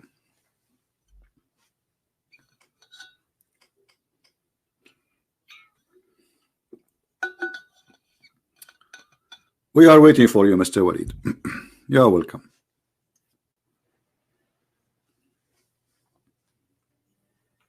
Invite your friends. We have Sheikh Wleed, look like he's a sheikh, because those who says they debate in Arabic, usually they are Muslim sheikh. So we have Sheikh Wleed He is going to debate me. Please invite your friends. Things will get exciting. And this is how we do it.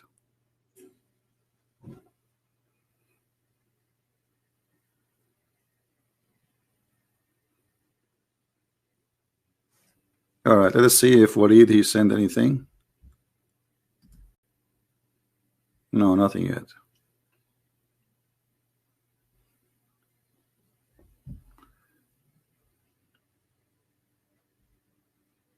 I'm waiting for you, Mr. Waleed.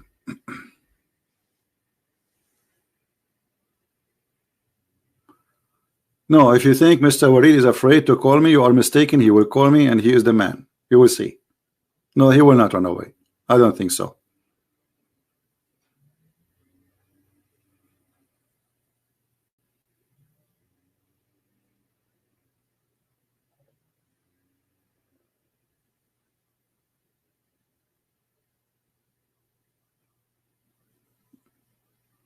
Can you confirm, Mr. Waleed, you are going to call?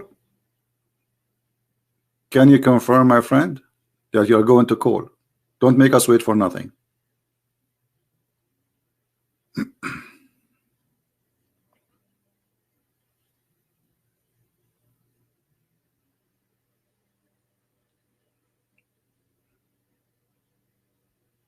Hello?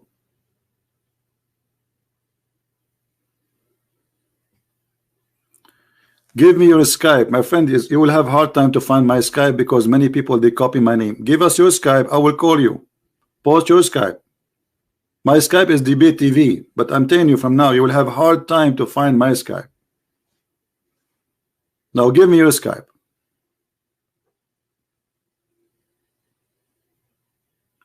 Post your ID and I will call you.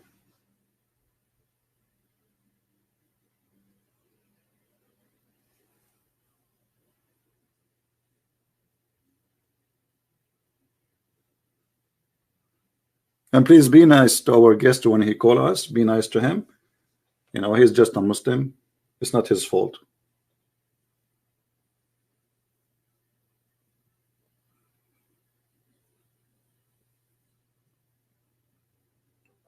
He is downloading the app. Okay, well, until he download the app, let us continue.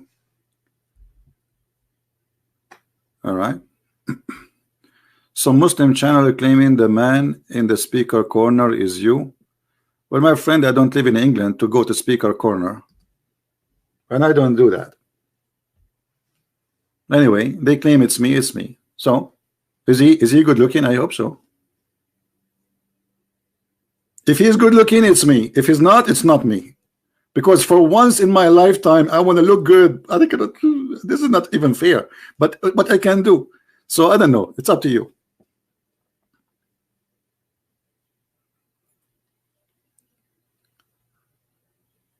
Are you there, Waleed?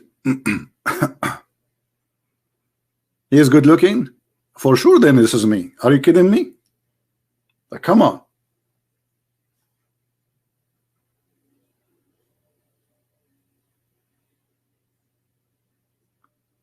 What happened? Waleed, why you are taking you so long to post your ID, my friend? It take you 2 seconds. Post your ID for me, and I will give you a call. And I'm glad that you are a sheikh who debate Christians. That's exciting.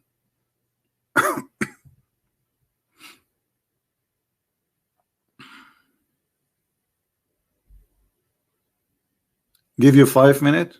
Okay, I will give you 5 minutes. Let me make some coffee, guys. Waleed, you need 5 minutes. Don't make it 5 hours, please.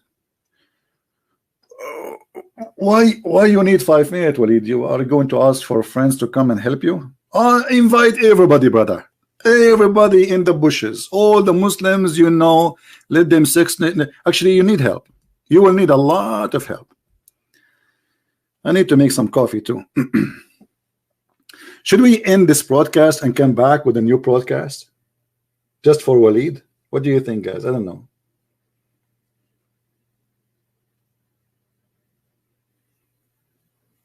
Ta-da-da.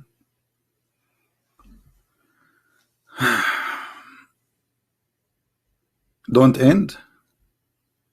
Okay, I will not end. All right. Let me get something to drink. Give me a second, guys. Man, my two knee hurts from sitting all this time. You see, when I sit in the behind the computer, like I don't know how to explain to you. I don't really relax. I'm so excited, and the excitement it make me, like it hurt. I need to do some running. I'm running right now in front of the microphone, getting ready for the match.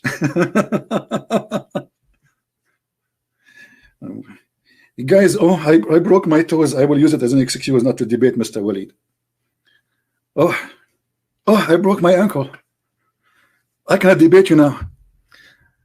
In the Middle East, they say that somebody, he's a camel, and supposedly he have an excuse he cannot walk because he have a pimple in his lip.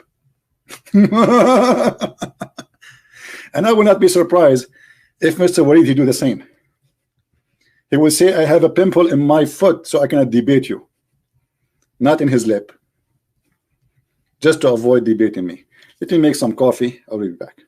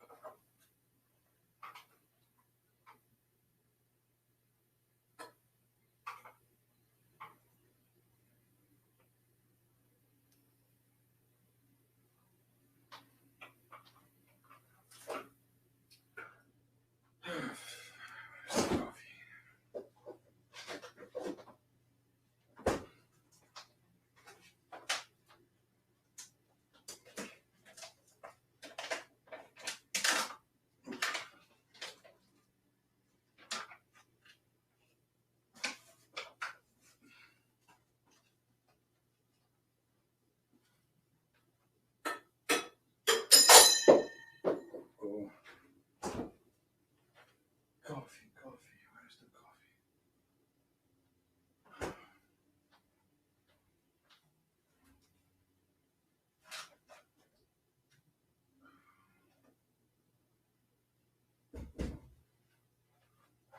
Where's the coffee? Where's the coffee?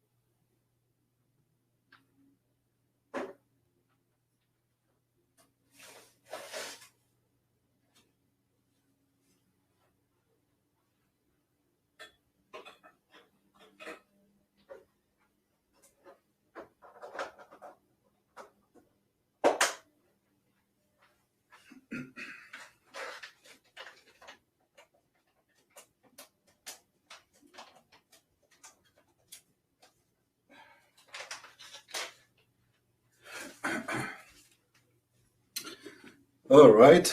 Sorry, guys. Am I heard? We are waiting for Mr. Wleed to call us, and I'm making some Greek coffee.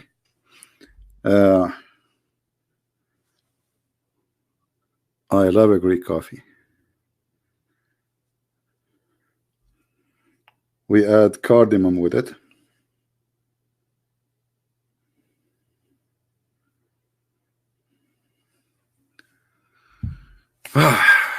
That will taste so good. No, I have a lot of cardamom with it. And actually, I make a very good coffee. Oh boy.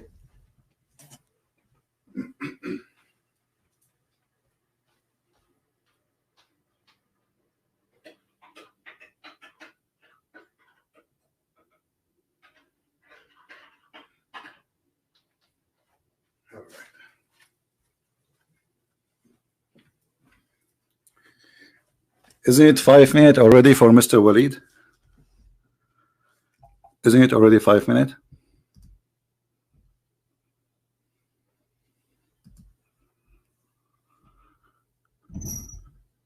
Thank you, Ramona. Thank you.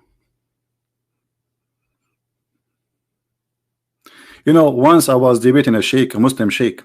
He says to me, I need to go. I said, okay, where are you going now? I mean, we are in the middle of the debate. Things getting really hot. He said, okay, I have to tell you, I have to go to the bathroom. And that was almost 12 years ago. Never come back until now. And I was expecting maybe he fell down in the hole or something happened, or maybe because I saw a movie, a terror movie, like there's a alligator, he come from the bathroom and he eat you. I don't know if you saw the movie, because I could not explain how the guy since 12 years ago he went to do poo-poo and until now never come back. He just 2 minutes, like how fast. Let me check the coffee.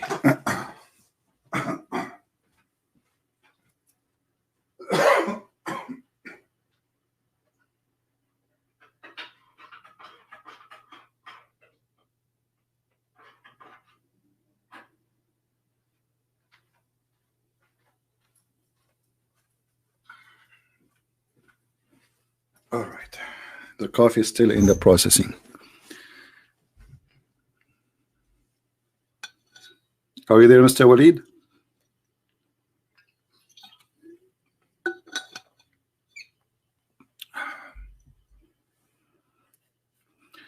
Thank you, Rana. Thank you. Guys, we are always victorious, not because of a Christian prince.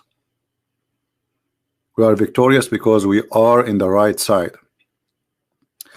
If the Lord is with me, who could be against me? But always before you go in a war with the devil, you should know first who is the devil and how he think. So learn and get ready, because one day you will be part of this fight. The devil will come to you. He will not leave you alone. Let me check the coffee again.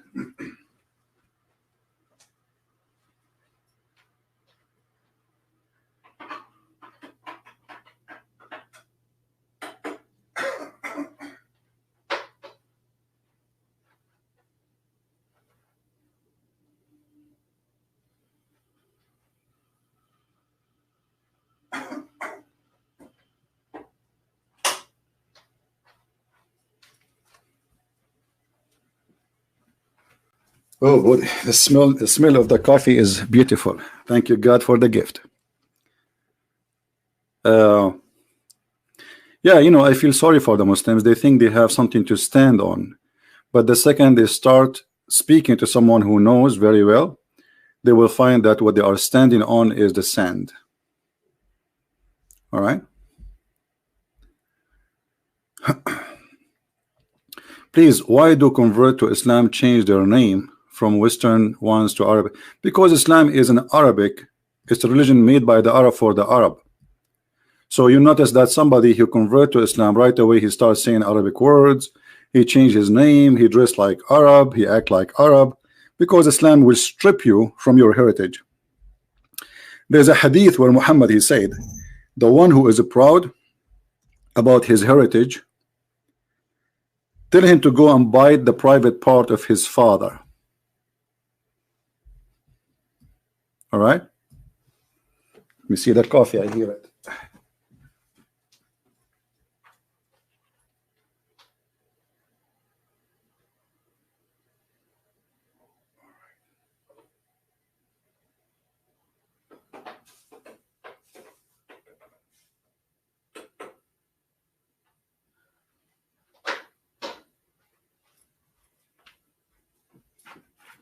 Perfect. I turn off the stove so the coffee will will boil slowly. Look what Muhammad, he said about a man who is proud about his inheritance, like the heritage he have before Islam. He said to them, the one who is proud about his inheritance, if someone cancel people in the way of the people cancel each in the days of Jahiliyyah. Jahiliyyah mean the ignorance, which is in the Arab time before Muhammad. Look what the Muslim translation is, which is false. And as long Mr. Waleed, he will call me soon, I will make him. You gave me your Skype? Okay, where is your Skype? Can you post it again, please?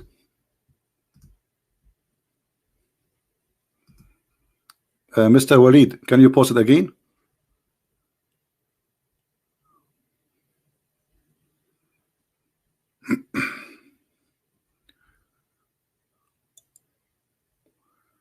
Anyone saw the post of Waleed Skype? Guys, please, no need to call him coward. The guy is calling us. Please stop doing that. Waleed, what is your Skype?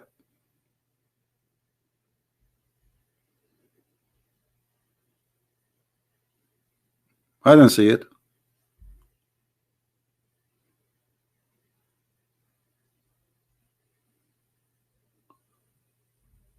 Okay, this is your Skype. Well, I hope I will find this name, because Skype ID is not a name. It should be like there's numbers, letters. Anyway, let us see if we can find you, my friend. All right, I found you. All right, give me a second. I'll get my coffee and I will call you.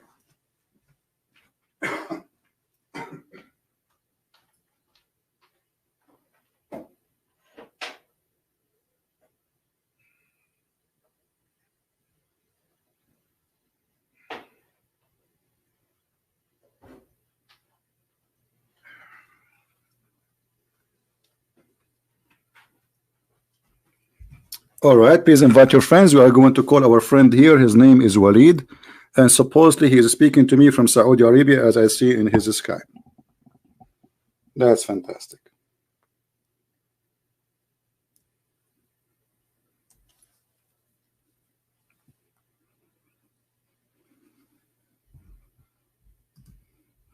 All right, Mr. Waleed, I send you hi. Shalom, my friend, and I will call you.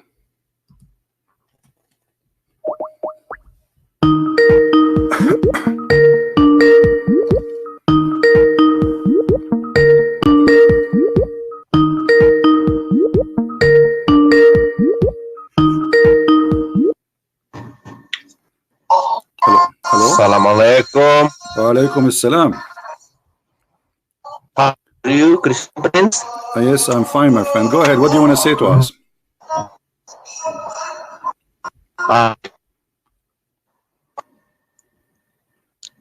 Christian Prince? Yes, I hear you. Go ahead. You are live on air. Go ahead. Are you trying to make, are you trying to make me to hear the adhan? Is that the purpose of your call? Or do you want to debate me? Hello? So all of this for a guy, he is using the internet of the neighbor? Hello? Make us get excited. I made coffee. I send my 4 wives in vacation.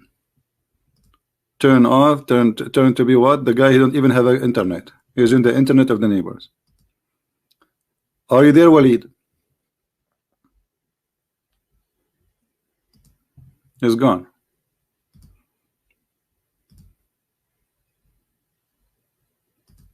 Okay, I will hang up. Call him again.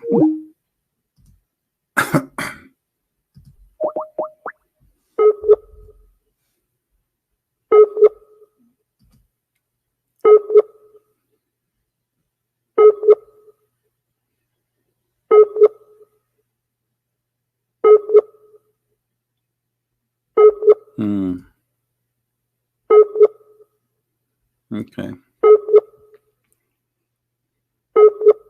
Too bad. Well, we will give him a chance. Maybe he can fix it. Maybe he can find a better neighbor internet. No.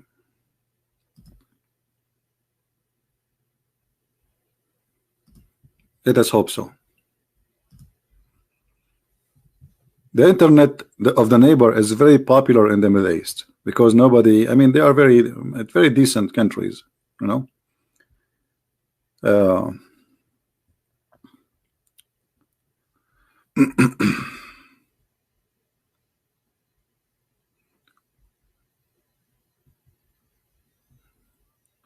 No, it's not a GG. No. Please translate all your books to Arabic so that we could gift to Arab friends. That would be funny, by the way, to translate my books into Arabic. I prefer to make them in Arabic because translating to Arabic is not really a solution. Writing the book in Arabic is way easier. You see, if I'm writing a book in Arabic, it's going to take me not even 10% of the time it takes me to write a book in English, because English is not my first language.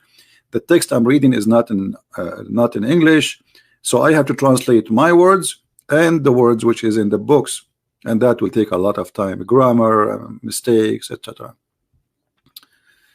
So, Mr. Wleed, are you there?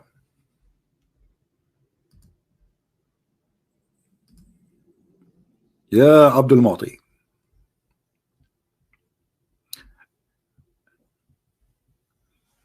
Let us call him again.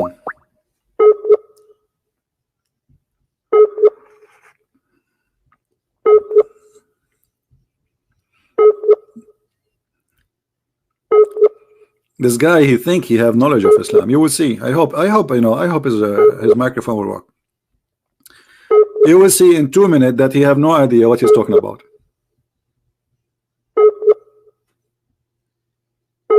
Yeah, look like he have a very bad internet. What we can do? We wait for him to call back. But didn't you know that your internet is bad when you said to me you want to challenge me? I don't know, it sounds fishy. It sounds really fishy, because I'm assuming that you know what kind of internet you have.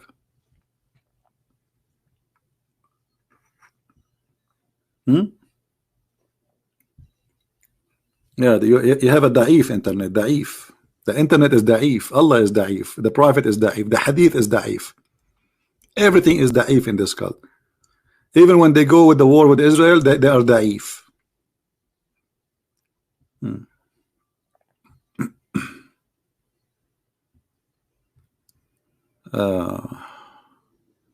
Nader Ahmad, he tried to debate me. Okay, if you have Nader Ahmad, let him call me now. Just for a laugh. He try. This guy, he admit that his prophet have sex with the goat. What debate me about what? This guy's a kid. He's a stupid. He's a madman. That's why I don't like to talk to people who they have stupidity. Otherwise, he don't even know how to say his prophet name correctly. Like, when you don't bring me somebody is qualified to defend Islam. You Muslims, you are very funny. This guy don't even have high school. Not only in Islam, and even in a normal high school. So from all the Muslims who have beard and blah blah blah, you get me just a kid who agreed that his prophet have. He said, so what's wrong is the prophet have? Isn't it better if the prophet have sex from somebody saying smash the head of the baby?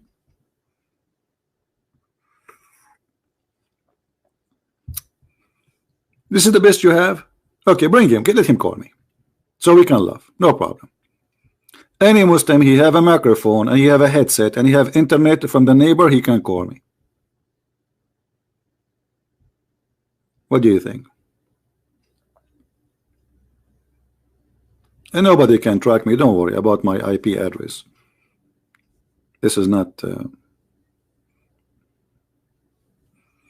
my IP address is not my IP address. I'm using the net of the neighbor. Just joking. Okay, I fixed my internet because I did not hear you. Okay, he fixed it now. I will call back in 2 minutes. Okay, that's good, guys. He fixed his internet. That's wonderful. Have patience.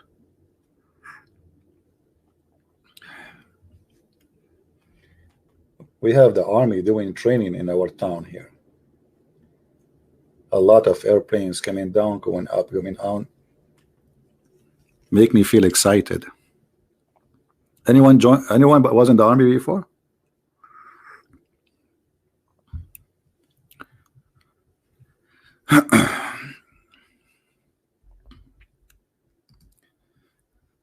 Okay, 2 minutes is over, my friend Waleed. I'm waiting for long.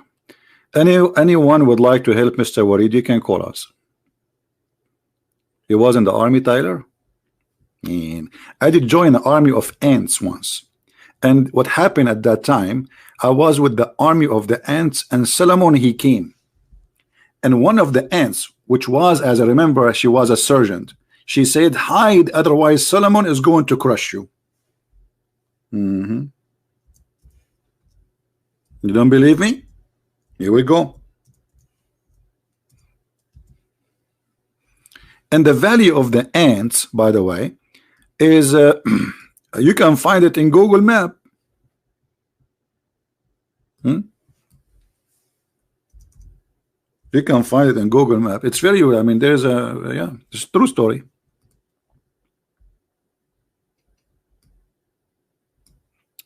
Till I was there at that moment. You see, this is, I enter history by mistake.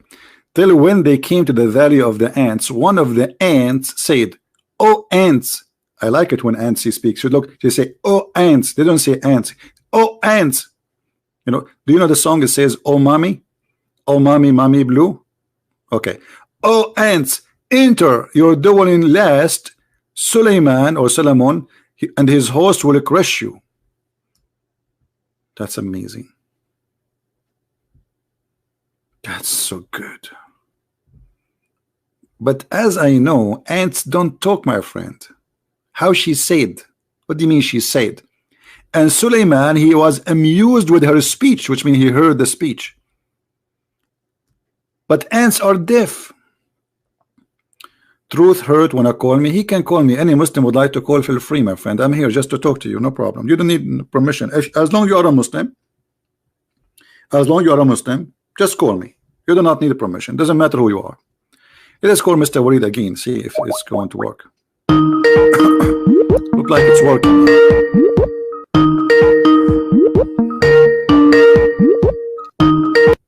Assalamu alaikum. Wa alaikum assalam, Mr. Wleed. How are you? كيف Hello? Can you hear me? Sorry? Could you print? Yes, I hear you. Go ahead. Can you hear me? Yeah, I hear you. I hope my internet is better. Yeah, it's better. You said that you debate people in Arabic. Is that right? Usually? Yeah.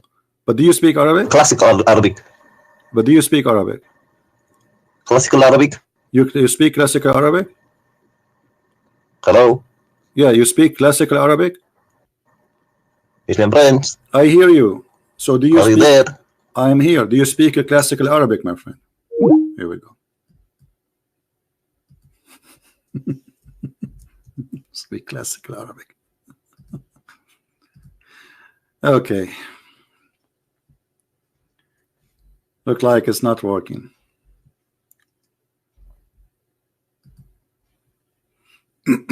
Let us call him again. What we can do, we are desperate trying to find somebody to call us. This is what happens when you are homeless.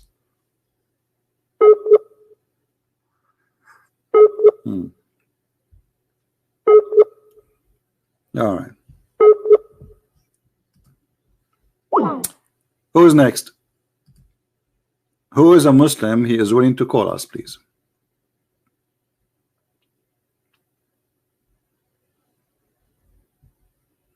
He debate in a classical Arabic. I guarantee you, he don't know what to say anything. I mean, you will see. If he call me, I will say to him, debate me in a classical Arabic. I want to hear it.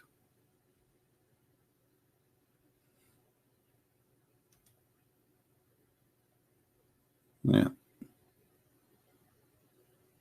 My friend, truth heart, he wanna call me. Let him call me. What I can do? Okay, truth heart, call me, truth heart. Go ahead. And what I can do more?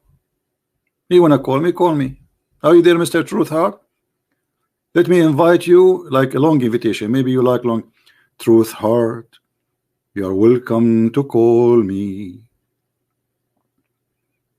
Truth Heart, don't hesitate to refute me. Truth Heart, call me before the end she come to me. Truth heart, Suleiman, amused by your challenge to me. Okay, I'm waiting. I mean, what I can do more? I made just a song just for him. He enter history now. Muhammad, he will take it, he will make a Quran.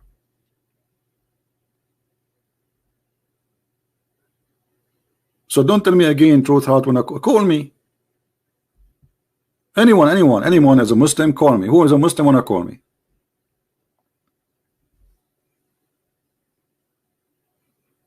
Your bad sound? What bad sound? My voice is bad? Really? Now I know. I applied to work as a singer. They said to me, no. Throat coat, horrible, many vitamin D3, 500 XD, no caffeine. No. Yeah, I know, my friend. It's the coffee. I drank too much coffee. I'm working in a book, so you know, because I'm staying for many hours writing. Don't worry about guys. What's the problem? So if my voice is not good, you will not like it now? Are you here because of my voice or because of what I say? Yeah, I will punish you all. I will sing. All my life I wanted to be a singer. Oh,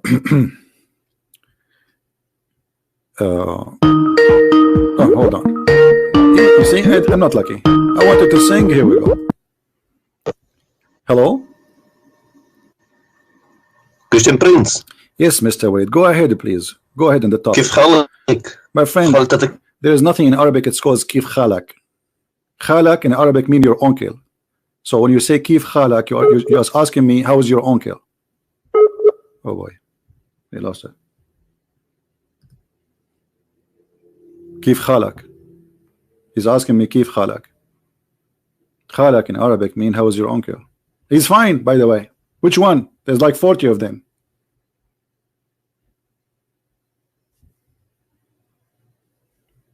And he want to debate me in Arabic. And he says to me, Kif khalak. Oh boy. That reminded me of Elijah. I mean, God is with us.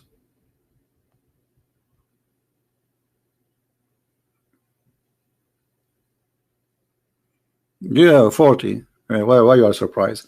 My grandfather, you know, one in one, but this is a long time ago. We have one lunch. We have 96 male, 96 male, just male, over the age of 18, and they are just from one grandfather. Over the age of 18. We are not counting boys, little children, or girls. No, just male, who they are grandsons of one grandfather. 96. Only.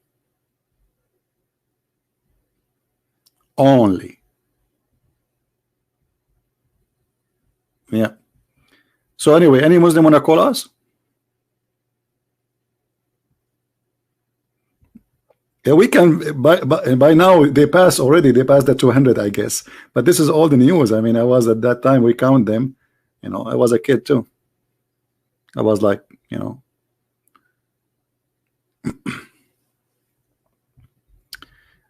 So any Muslim would like to call us?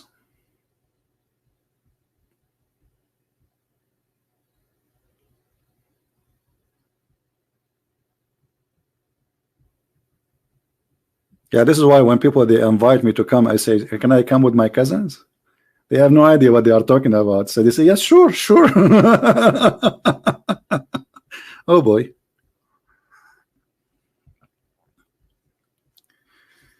All right. So where is the Muslims who want to call us? Anyway, so as long as there's no Muslims to call us, sadly, what we can do. But as you see, Islam is a very silly, stupid cult. All what you need to know is just to study it very well, and you will find that this is just nothing but a collection of fairy tale stories. How in the world anyone who believes in God want to believe in such a story? That there's a guy, his name is Suleiman, and he have an army of a chicken and genie and mankind. And if you don't believe me, the Quran says that, chapter 27, verse number 17.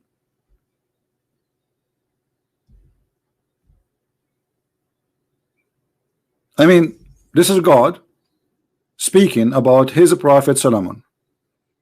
Or this is Muhammad copying the Jews' legions which they used to tell to their kids about Solomon. Muhammad the thief, he copied what the Jews they tell to their children about the great King Solomon, the great King David, you know, and there's tons of fiction stories. There's a book, it's called The Legions of the Jews. You can go and search it in the internet and you will find that this story exists there. And this is where Muhammad he got his story from.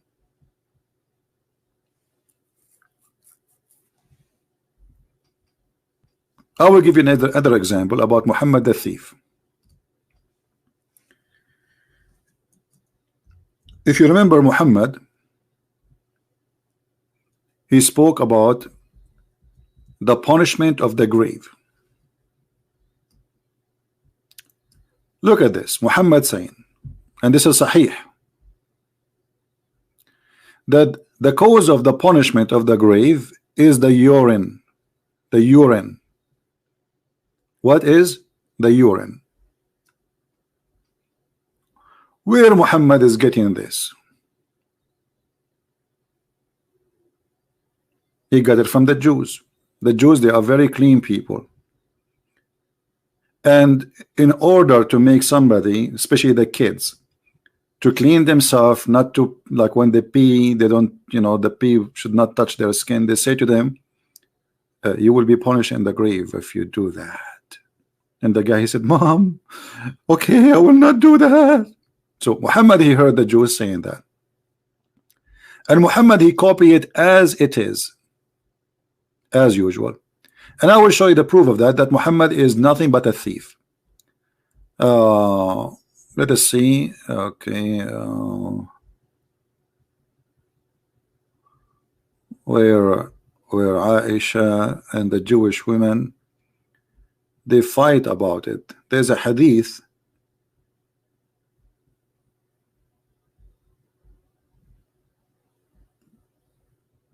Here we go.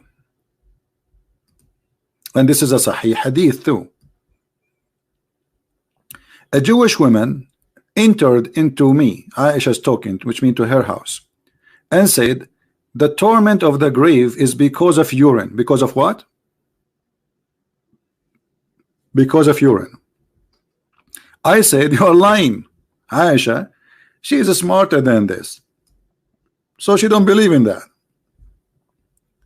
So she said, no, it's true. The Jewish woman, she said, no, it's true. We cut our skin and the clothes because of it. The messenger of Allah went out, which means from his room, and to pray, and he heard our voices become loud. So he said, what is this? What's happening? So I told him that what she had said, that's the punishment of the grave, most of it is from the urine. He said, she spoke the truth. Oops. Muhammad, he took the side of the Jewish woman. She spoke the truth. And look what Aisha, she said, exposing the liar Muhammad. And she said, Aisha, after that day, he never offered any prayer, but he said, following the prayer, Rabba Jibreel wa Mikael wa Israfil, adding, saying, protect us from the punishment of the grave. Do you see it? So Muhammad never mentioned the punishment of the grave before. Never ever. Since he heard the Jew saying that to Aisha, he never offered a prayer unless he add, I seek refuge by Allah from the punishment of the grave. Muhammad Ayub Ahad, he's saying free Palestine. Okay, my friend, this guy, he hate Allah, because according to the Quran, it says that Allah is the one who gave Palestine to the Jews. Let me get you busted. No, don't block him. He's a poor guy. Here we go. According to your God, Allah, he assigned the land which is called Palestine to the Jews. So are you striking against Allah or against Israel, brother? Because the one who strike against Israel, he is striking against Allah, and the proof in front of you. Do you see it? Shall I say takbir or you say takbir? Say takbir. You take a beer, I take coffee. Why Allah he gave the land to the Jews? He never even mentioned the word Palestine, brother. And look in the translation, they put between two brackets Palestine. Oh my people. Hello. السلام عليكم. Hey Wleed, are you going to talk أنا آسف لا تتكلم فصحى عربي. You don't speak Fassa Arabic? You don't speak Fassa Arabic. Do you know what Fassa mean? Fassa is the grass they give to the goat. So he don't speak Fassa Arabic. And the funny, he was challenging me to debate in Arabic. I don't speak Fassa Arabic. Oh boy.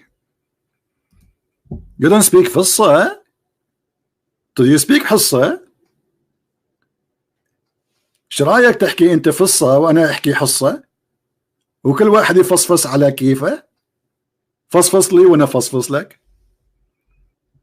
شنو هذا؟ And he speak Arabic. He want to debate me. Like when you hear this, I thought this guy is a big sheikh. He want to debate me in Arabic. He must be a big sheikh. And by the way, he have a beard in his picture. Oh boy.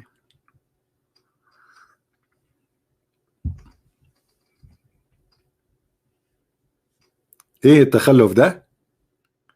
انت بتشتم التخلف يلا؟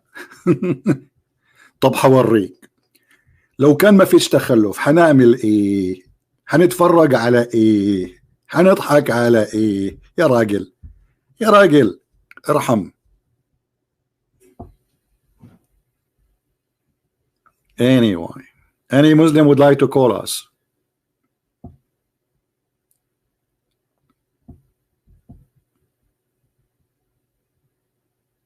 Any Muslim?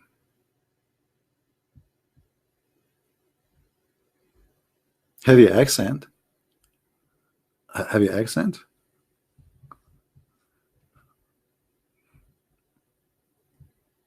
Wherever I go, they say to me, where are you from? I don't tell them, just for their safety. Because the second I say where I'm from, everybody want to leave the chair next to me in the airplane. Nobody want to sit next to me. Actually, it's useful. You will have the seat by yourself. Anyone?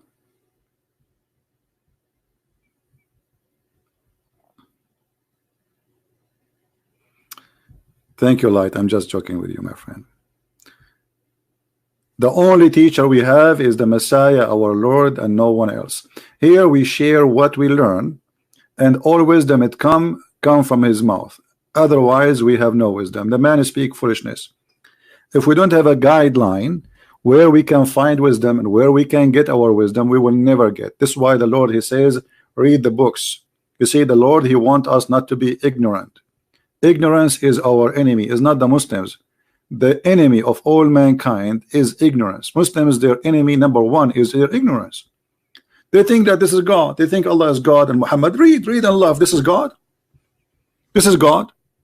God, he believed that there is an army given to Sulaiman and there is a bird, a chicken. Why Sulaiman, he needed an army of birds? Where Muhammad did not have this army? He needed, he's doing jihad. Give him an army of birds. This guy, are you serious? This guy is saying to me, call me when you are back. As if I am the one who left. Call me when you are back.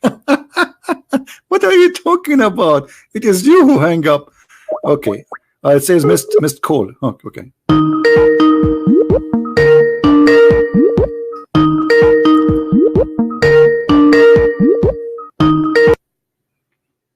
Hello?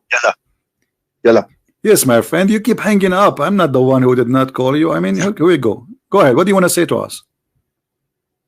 My internet was very bad. Okay, what I can do, my friend, did you say inshallah before you call me? You should say inshallah, because if you don't say inshallah, there's a prophet who want to have sex with 99 women, but he forgot to say inshallah. So Allah, he gave him a half a child. Do you know the story? Yes. Okay, why is that? Why Allah he gave him he gave him half a child? He forgot to say inshallah. Solomon.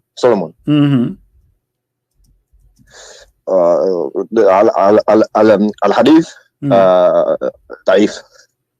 ضعيف. It's ضعيف, but this is a story in the Quran, my friend. لا. شوف. شو نشوف? Don't you listen? Here we go. It says in chapter 38, verse number 23, that my brother he have 99 goats. Al-Quran? Yes, in the Quran. Show me. Show you. I'm showing you. Here we go. I just told you. Chapter 38, verse number 23. Okay. Chapter 32. 38, verse number 23. Okay. Opening now. All right, that's wonderful. Internet very bad. Very bad. Very bad. Yeah. Okay.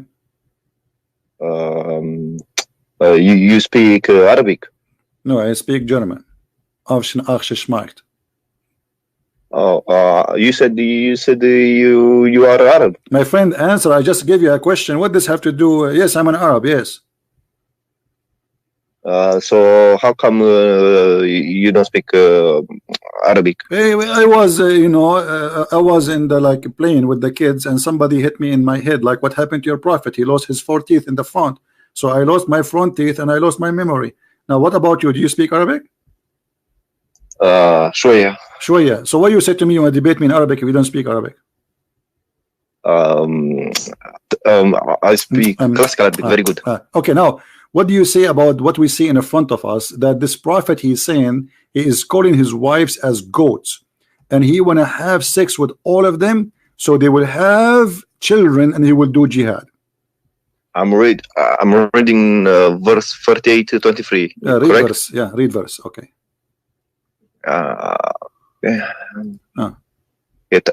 Indeed, this my brother has 99 wheels and I have 1 wheel, so he said in trust. What has this to do? Well, I'm asking you. This not relevant. This is not relevant. Why not relevant? You said to me that this hadith is weak, but this is as I know, this is not weak. This is Quran, first of all. Chapter 38, verse 23. Is that you said to me this is weak? Who told you that this is weak? But what is this? Indeed, this my brother has 90. Okay, so this guy, he want to have sex with 99 women, 100 women, less one, and he want to make them have babies so he can do jihad. And here we go. This is the hadith. This is a da'if hadith. What do you think? It's da'if hadith. What do you think?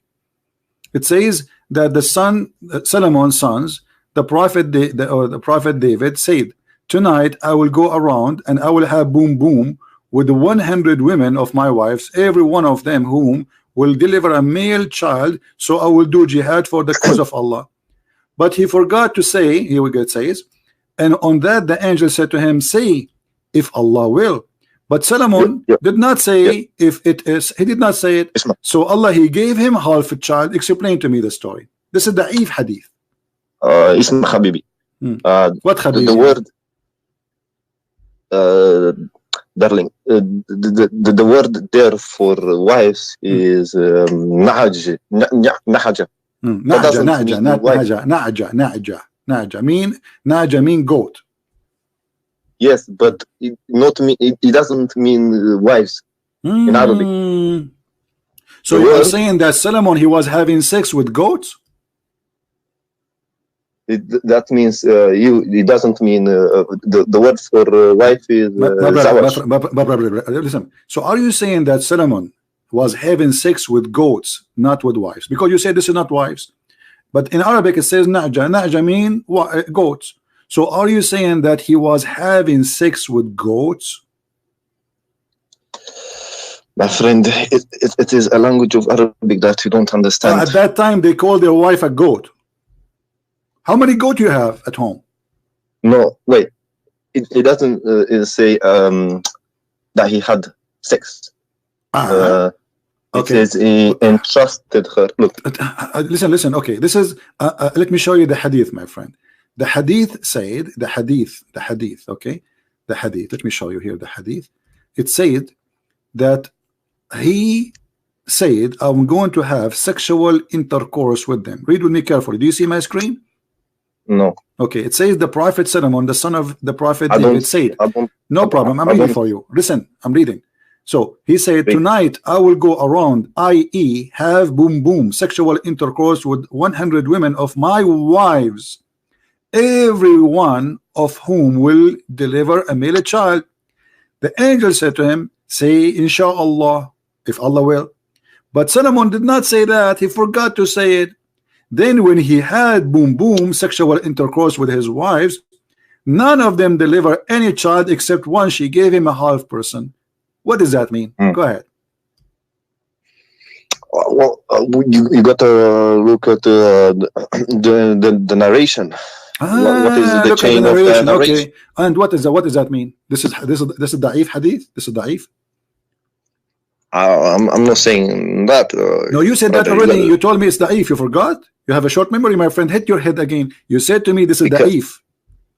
Because the chain of the narrator. So this is da'if. This is da'if, yes or no? Yes. Okay, but this is Sahih Bukhari. You can say that, but you have to prove. Sahih Bukhari is da'if now? Sahih Bukhari is da'if. I don't see your screen. Here we go. I will give you the link. No problem. This is Sahih Bukhari. Internet is hadith bad. Number. No problem. Sahih Bukhari. Hadith number 5242. I'm calling you from my phone, not I don't care. laptop. No problem. I will give you the link. Here we go. I will give you the link. No problem. Okay. Don't forget to say inshallah before you open it, because it's not going to open if you don't say inshallah. Look what happened to Sulaiman. He have sex with 99 women, and then Allah deliver him half a child. What does that mean, half child? Do you know what half child mean? Yeah. What does that mean, half child? Premature. Premature. So is Allah punishing Sulaiman, giving him half a child? No, premature. Read the Arabic. Do you understand Arabic? Yeah. Okay, open the link. I gave you the link in Arabic and read it for us. Let us see if you read Arabic. Go ahead. Let me go. I did not receive anything. No, I gave you a link, my friend. Don't tell me you did not. Click at the chat.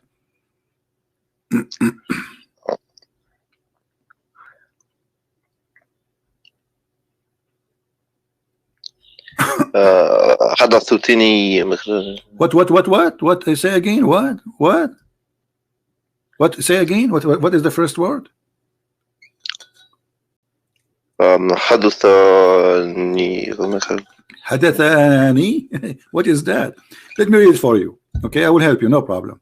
You don't know Arabic. Don't lie next time. Say you speak Arabic.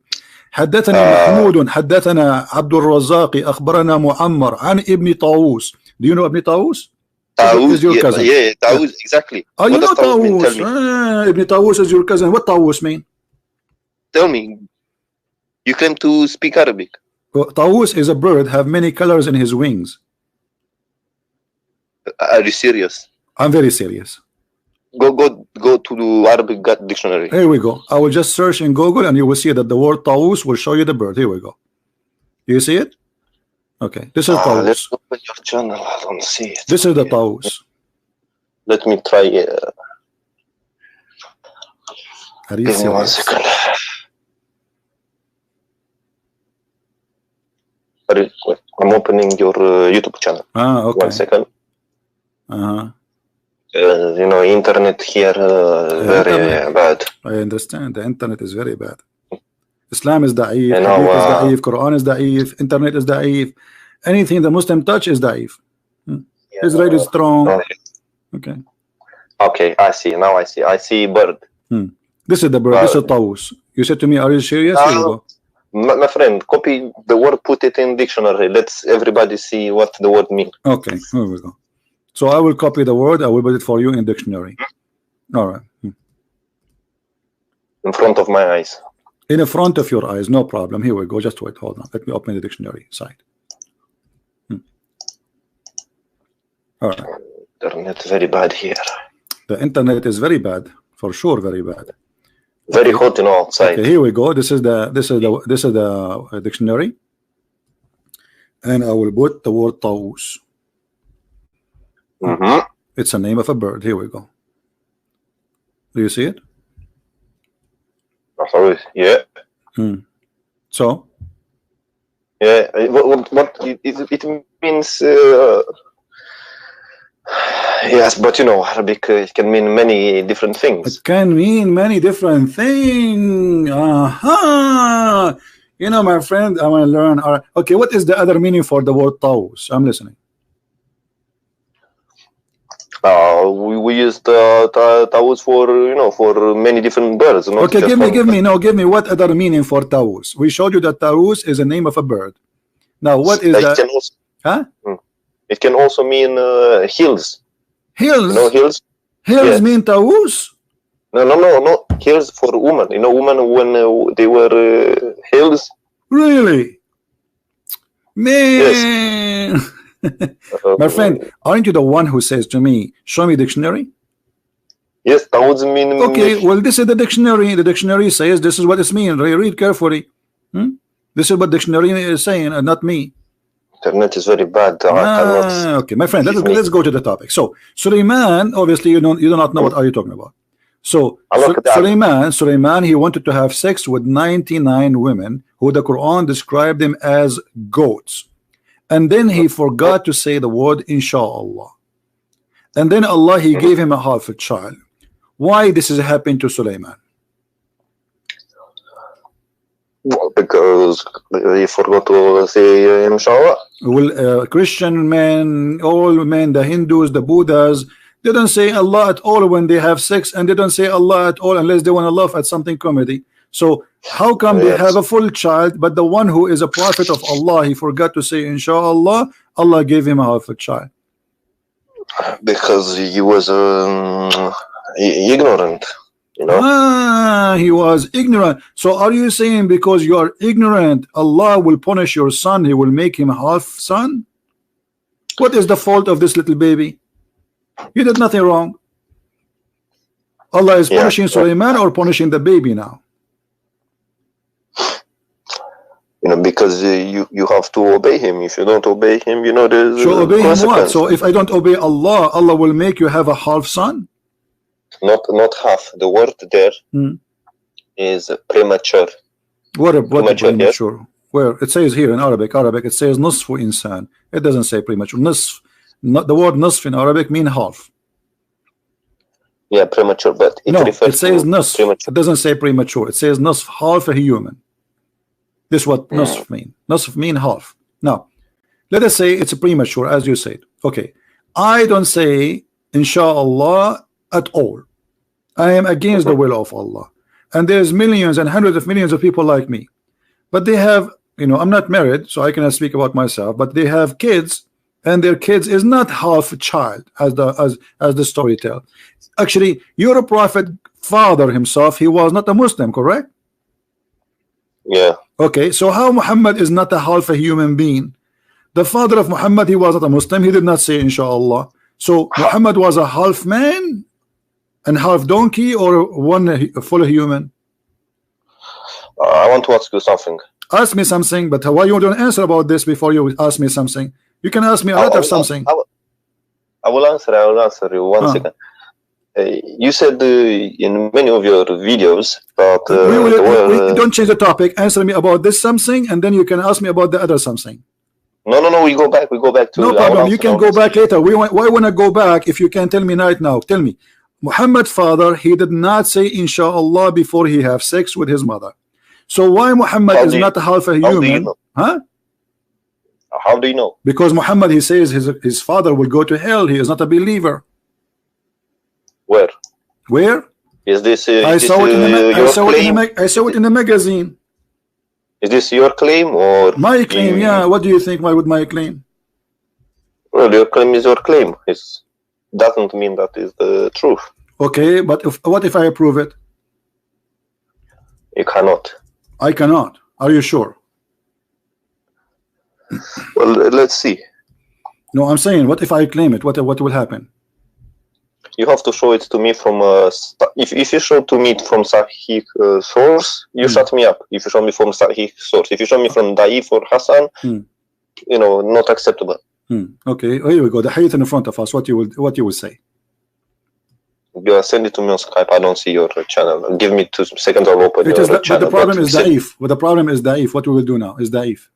It says, a man asked, where is my father? Messenger of Allah said, your father in hell. When he turned his back, he said, the Prophet, my father and your father in hell. But is Da'if. What he can do now? Do you think this is rejected now? Of course. Okay, of but course, it is but of course, but it is Sahih. But it is Sahih. What we will do now? Where does it say Sahih? It says Sahih there. Where? It says there. I don't. Send it to me on Skype. Okay, I will send it to you on Skype.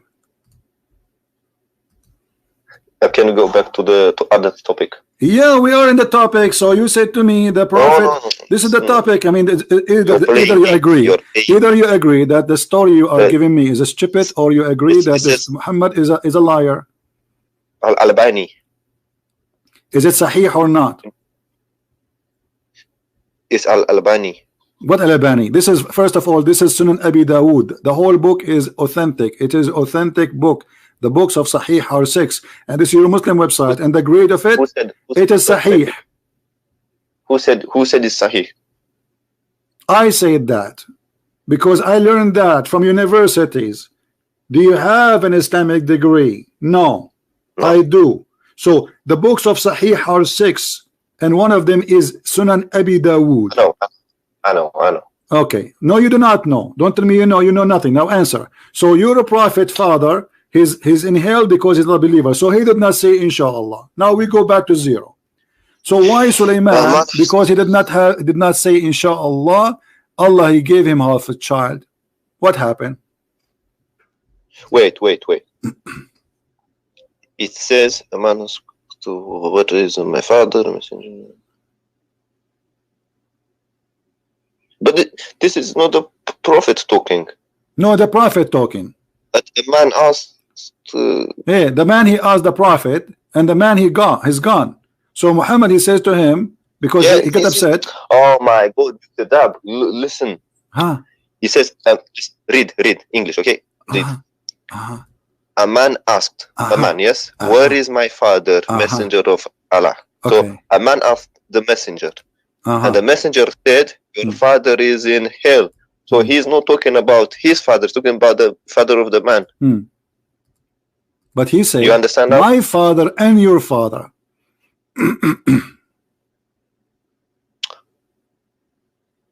Yeah, but those are the translators putting it there. It's not in the translators.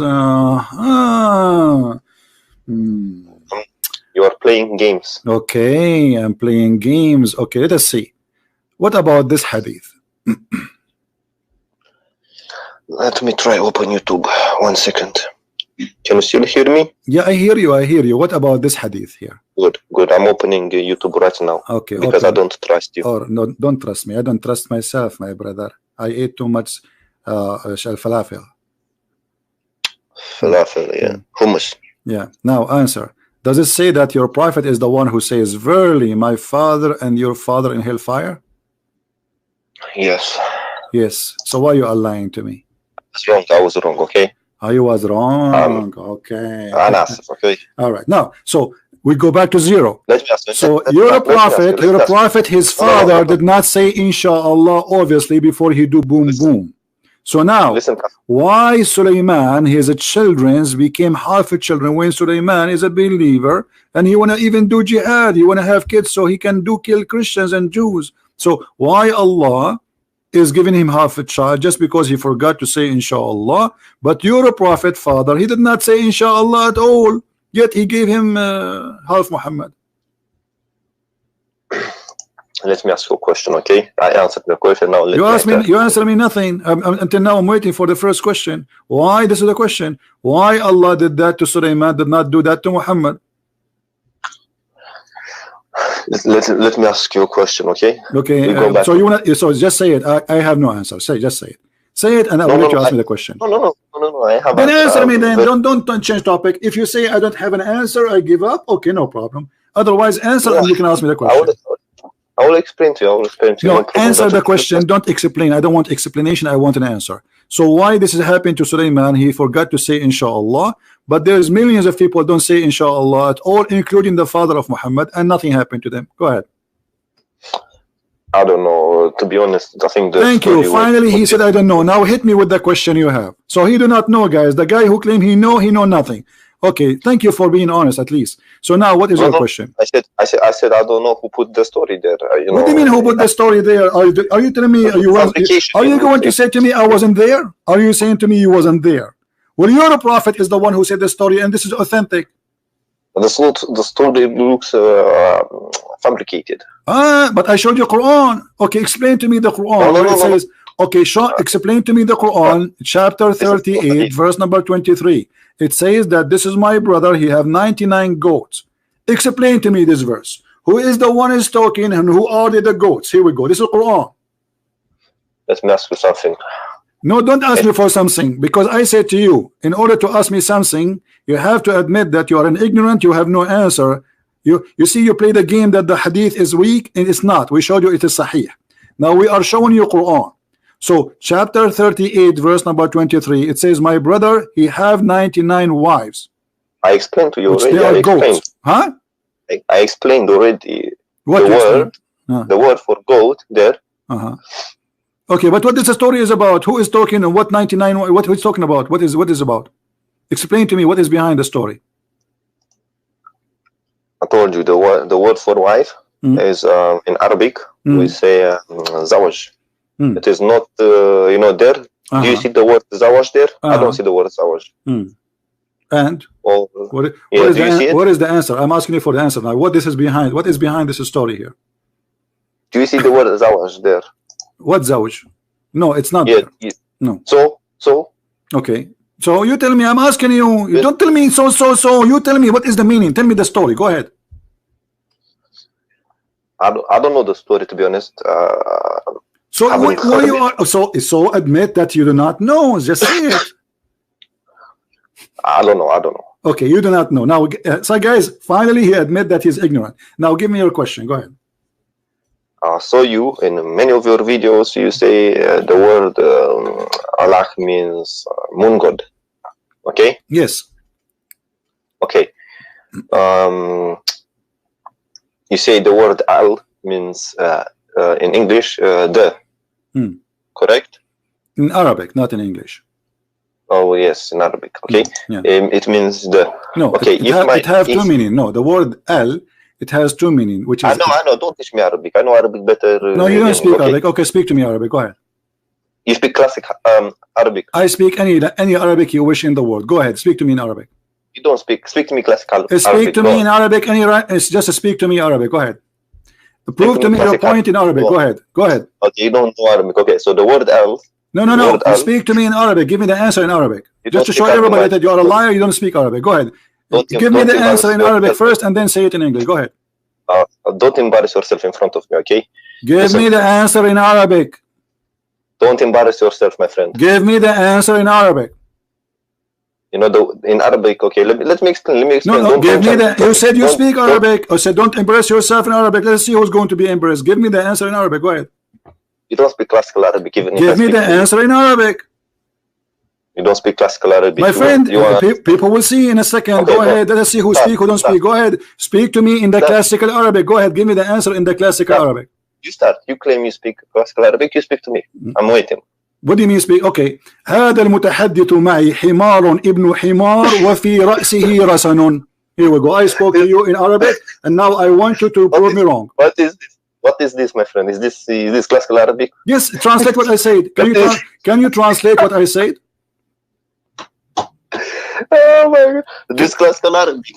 Yes, this is okay. I will give you. Okay, hold on, guys. This guy, yes. he don't agree that I said classical Arabic. Okay, I will say to you. Okay, I will say to you. Listen, hold on. والوالدات يرضعن أولادهن حولين كاملين. Is that a classical Arabic or not? that try not to fart. Try not to fart. You said this is fart. This is Quran. You eat it. I was reading Quran for you. This is Quran. Here we go. This is the chapter 2, verse number 233. I was reading Quran for you, and you said try not to fart. Everybody heard you. You're scared. See, you're scared. Everybody heard you. I was reading Quran in the classical Arabic. وَالْوَالِدَاتُ يُرْضِعْنَ أَوْلَادَهُنَّ حَوْلَيْنَ كَامِلَيْنِ, and you said to me, don't fart. My friend, you're not Arab. Listen, let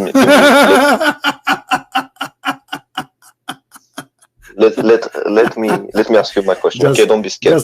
Just get lost. We spanked you as enough. You don't speak Arabic. An Indonesian guy is telling to me you don't speak Arabic.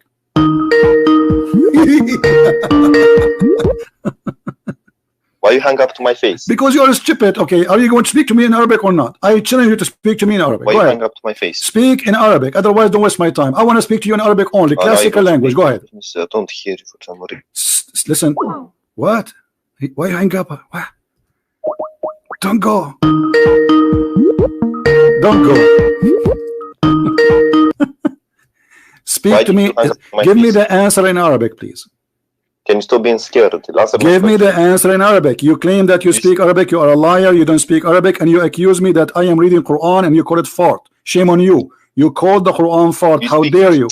How dare you? I was reading the Quran. I was reading the Quran, chapter 2, verse number 2. My friend, don't tell me your friend. I'm asking you. Did I read the Quran for you and you said stop farting? I was reading the Quran for you, chapter 2, verse number 233. So why you said stop farting? I was referring to the things you said before. No, you said the word farting after I did read this. Listen, let me ask you something. Ask me something. Okay, so the word you said the word. Don't be scared. Let me ask my question, okay? Okay. Because you said you cannot refute me. You said the word Allah means the, and Lah is the name of the moon god, correct? Yeah. Okay. If my name is Theodore, does that mean that my name is Odor? You understand me? You are very smart. Abdul, I'll type. Okay, you said you speak Arabic, right? Can you read for me this word in the screen? I don't see. I don't. So okay. If my name is read for me. Read for me. Hold on. Read for me. The second word, the second name of Allah in the Quran. The second name.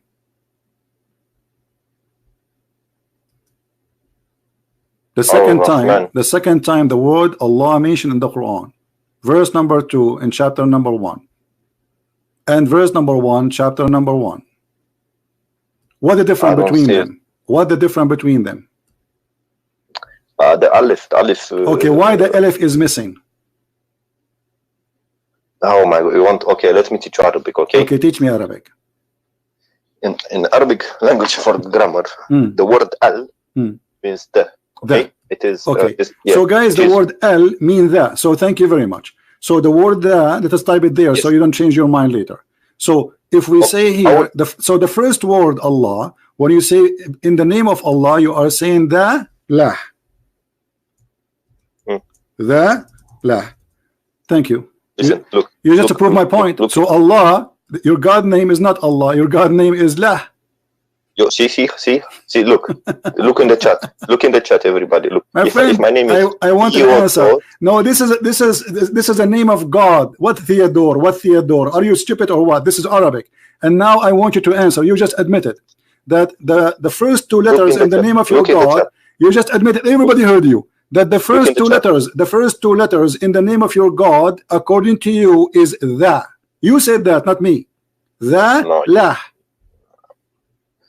So what's the name of your God? We don't understand. You said that, not me. I'm just going with you. You are the one who said to me, do you know what the first two letters? You said yes, the first is that. This is I said to you, why in the Allah in the second verse disappeared the alif? I said, what the difference between them? You said to me the alif. Okay, I said, so why? You said because the first two letters in the first one is the, equal to the. So the name of your God is lah. And what is lah? We can search right now in Google. We'll find that lah is the moon god. See how stupid you are. See. Well, I am if I am stupid, teach me. Isn't you who says to me the name of your God is Allah? You're not letting me talk. You're not letting me talk. You're not letting me talk. The second one, okay. In the second one, why the alif disappear? What we have? It says Lillah. Do you agree with that? Alhamdulillah. Do you agree with that? Are you letting me talk? Or I'm asking. Yes, you are talking. I'm asking to you. Number two, Allah. Number two. Does it say Lillah? Lillah. Do you agree with that, or I'm lying? You are putting words. Do you agree? No, you said that. It's recorded. Everybody will laugh at you. It is recorded. You cannot say you did not say that. So when you say Lillah, Lillah, what the word Li mean? What the letter Li mean? Lillah. What Li mean? As long as you claim you speak Arabic. You're not letting me talk. I'm asking you. What's wrong with you? What Li mean? Lillah. Alhamdulillah. Alhamdulillahi Rabbil Alameen. It's okay. So what Li mean? Isma Hamar. Isma Hamar. Listen. He's calling me donkey now. By the way, Abdul, you don't say Hamar. You say Himar. Ya Himar. Don't call me Hamar. Yes, yes. Himar. Yes. Okay. So let me ask you. As long as you are calling me Himar, don't you know that your prophet wife, her father his name is Jahsh? What Jahsh mean? It's mean donkey. So you're a prophet, he married from a woman, her last name is donkey. And not only that, your grandfather, the prophet name is Kilab, which means dogs. So you're a prophet, is a son of dogs and married to the sons of donkeys. So why you are calling me names of animals? Now, answer. Lillah. Who is Li and what is Lah? You speak Lebanese Arabic. You know, that's not Arabic. Answer me. Lillah. Who is Li and who is Lah? What Li mean and what Lah mean? If my name is Theodore, does that mean that my name is Odor? Your name. You're playing games. Your name is the back door. Your name is the back door. Now answer. Don't change the topic. This is the Arabic. This is the name of your God. La. Lillah, what Li mean and who is Lah?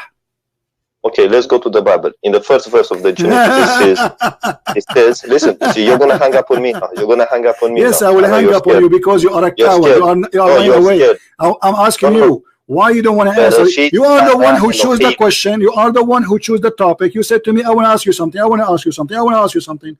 And finally, I said, okay, ask me something. You said to me, you said that the Allah is the moon God. Why you are changing topic now? Isn't it you who chose this topic? Elohim. Tell me what does that mean? No, God's il is mean God. Il. Hold on. Thank you for saying that. Let me ask you. In the Quran, it says that there's an angel. His name is Jibreel. What is the last two letters of Jibreel? Bereshit bara Elohim. I'm asking you, what is the last two letters of Jibreel?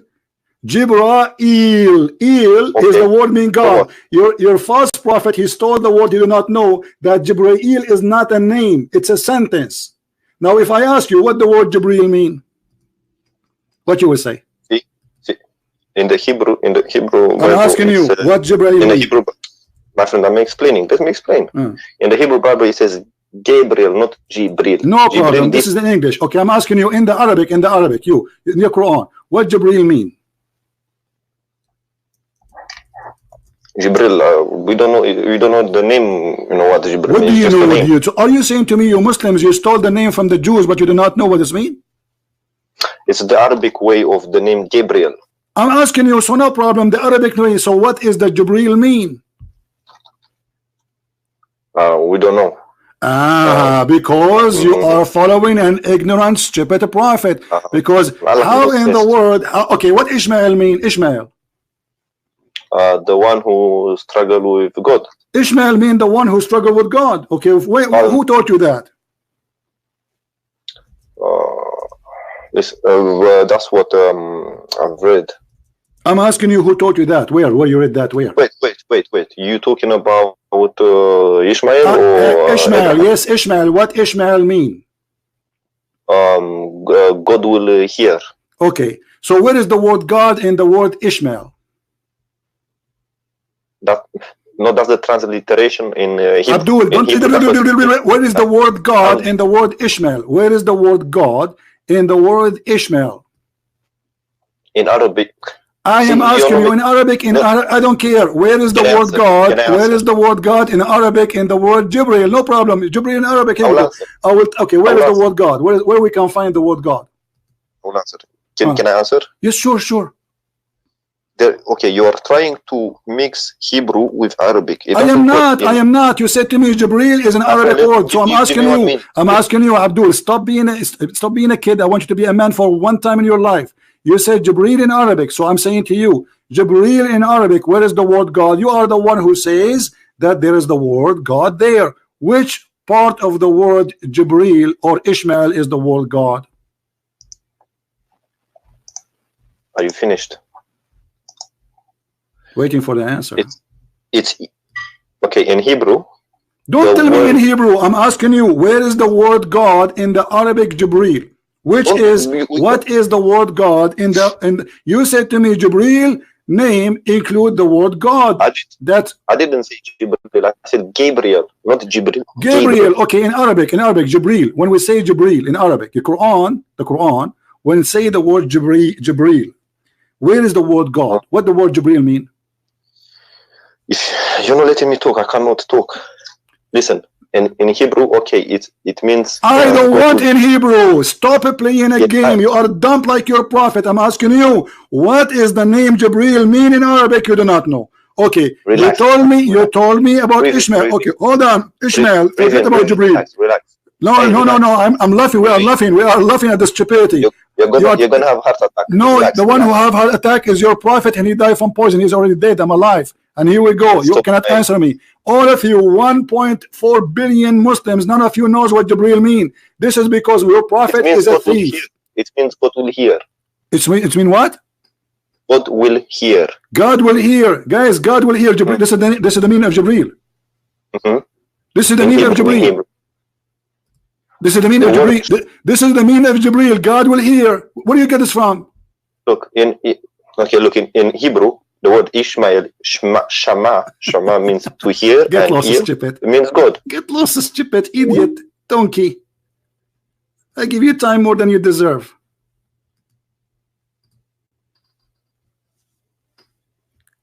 You just prove to us that your God Allah is the moon God. That's your word, not my words. However, the al, it means the in Arabic, yes. But in the ancient Aramaic, al is equal to the word God.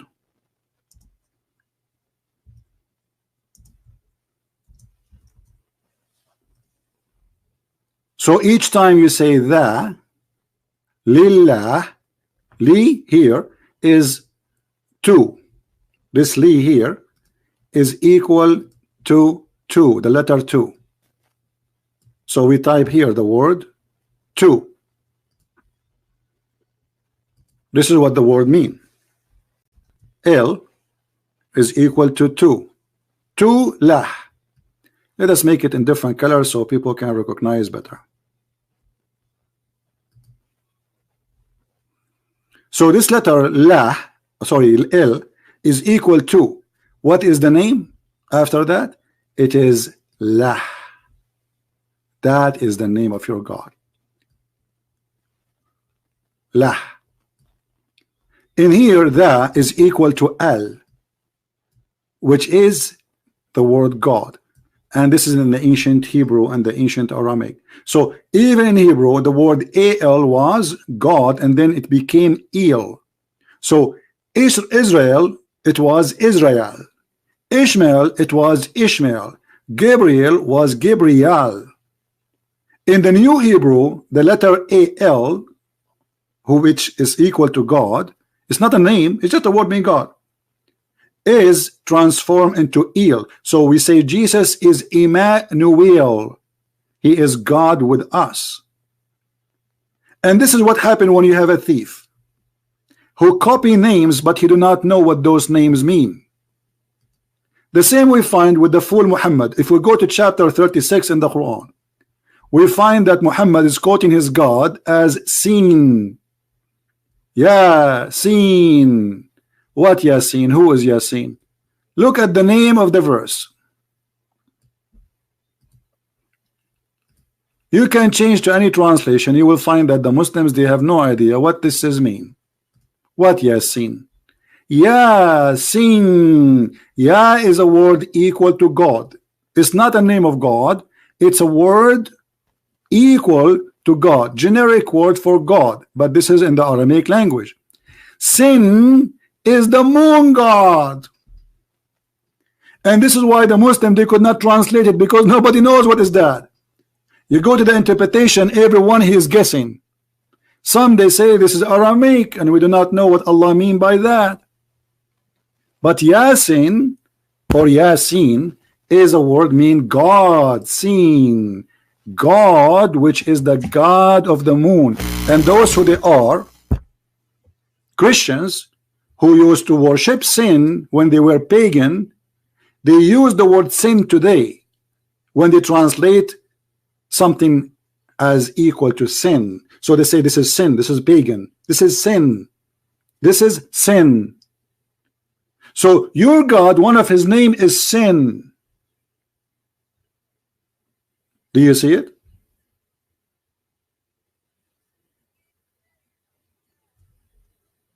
Stupidity.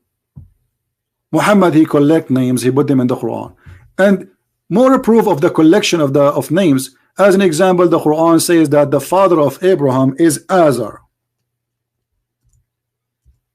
Ask any Muslim, what is the name of your father of Abraham? He will say to you, Azar. The Quran says that. The stupid author of the Quran, he thought Azar is a word mean, or it's a word which is a name, but the fact it's not. It's a word mean a fool. So Abraham, he said to his father, Azar, foolish, are you going to worship idols? The stupid Muhammad, he thought that the word Azar is the name of the father of Abraham. But all of us, we can go right now. It take you 2 seconds to search what is the name of the father of Abraham in the prophet Google, peace upon him, and you will find that there's nobody ever mentioned such a name. But the fool Muhammad, he thought the word fool is the name of the father of Abraham. Have you ever an Aramaic person, he will call his son fool? And now the Muslim, they think that Azar is the name of the father of Abraham. But this is a word mean fool. Muhammad, he copied from the one who was translating from the gospel and from the Torah, which his name is Waraq ibn Nawfal, and the hadith referred to that clearly in Sahih hadith. So Muhammad, he heard him saying that Abraham, he said to his father Azar. Muhammad, he thought that Azar is the name of the father, but in fact he was saying to him, father, foolish father, you should not worship idols. Makes sense, right? That makes sense. This is foolish, father, you should not worship idols as God. And this is what happened when you follow a thief like Muhammad, who do not know what he is talking about. And this is why they do not know what Jibreel mean, what Ishmael mean, what Israel mean, what Mikael mean, what Israel, all those names Muhammad, he copied from the Jews, and he have no idea. What Abraham mean, they don't know. What Isa mean, they do not know. They don't know. What Moses mean, they don't know. For it is a theft religion. Can you show us reference? Yeah, this, you can go and ask anyone who studied the ancient Aramaic, and he will show you. Azar is a fool, foolish. It's not a actually, even in your Islamic interpretation, later they notice the Christian, they start laughing at them, and they said Azar is not the name of the father of of Abraham. There's many Islamic scholars that discover that this is stupid, but it's too late.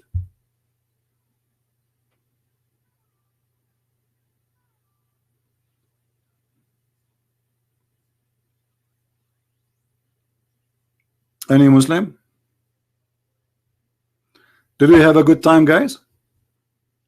The funny Indonesian guy who say he do not know how to say two, even this guy who don't speak two Arabic words together, he's going to challenge me in Arabic.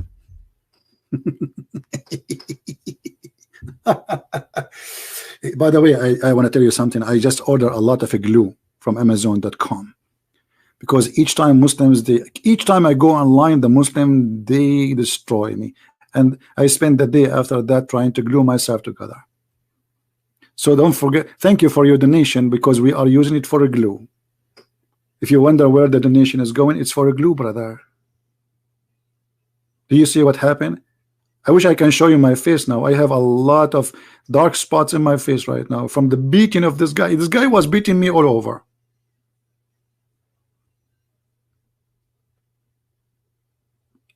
Unbelievable. Stupid cult. So I hope that we have a good time. This video will disappear for maybe an hour, because we load it in different channel. But then always to find the videos which we just made today or the day before, remember, copy the title. After 2 hours from now, or 3 hours maximum, search for that same title and filter to search for the last 24 hours, and you will find the video. All right, very easy. شنو عسل النحل جاك النحل يا تارك الصلاة. شنو عسل? The brother, he's saying to me asal, which means like this is an Egyptian style. They say like when somebody is doing great, they say honey, you know. So I'm saying to him, don't say honey, there's a lot of bees around. If I show you from my windows what I have, you will be scared. Even though it's very cold, I don't know how the bees can live until now. It's a freezing outside. Unbelievable. All right. No, we are going to use the quality of life. You know, I will make a video there soon, but you have to give me an idea, topic to talk about it. All right. And we are posting here videos have nothing to do with Islam too, because we don't want to keep our channel empty, you know, because we don't keep here anything. As you know, YouTube, they target us, what we can do. All right, my friend, remember carefully, we are, you see, the reason we are sure of victory, not because you have a Christian prince. Christian prince is no one. Victory always comes from the Lord. The one who stands with the truth, he will never be defeated. The Lord, he said, they can kill your body. What is the benefit of a man? He can win the whole world, but he lost his soul.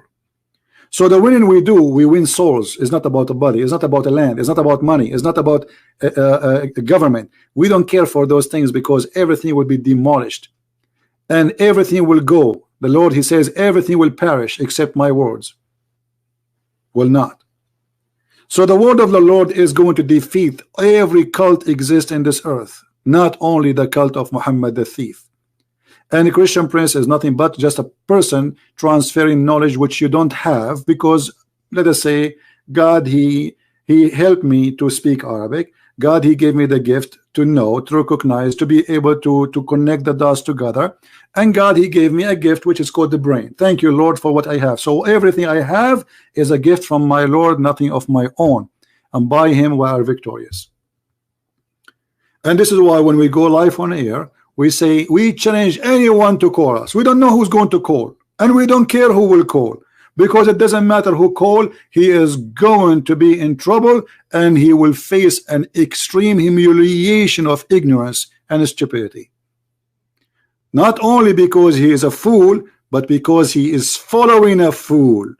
And this is what happened to you when you are a fool following a fool. If the best example of you is a fool, so what do you expect from those who follow a fool?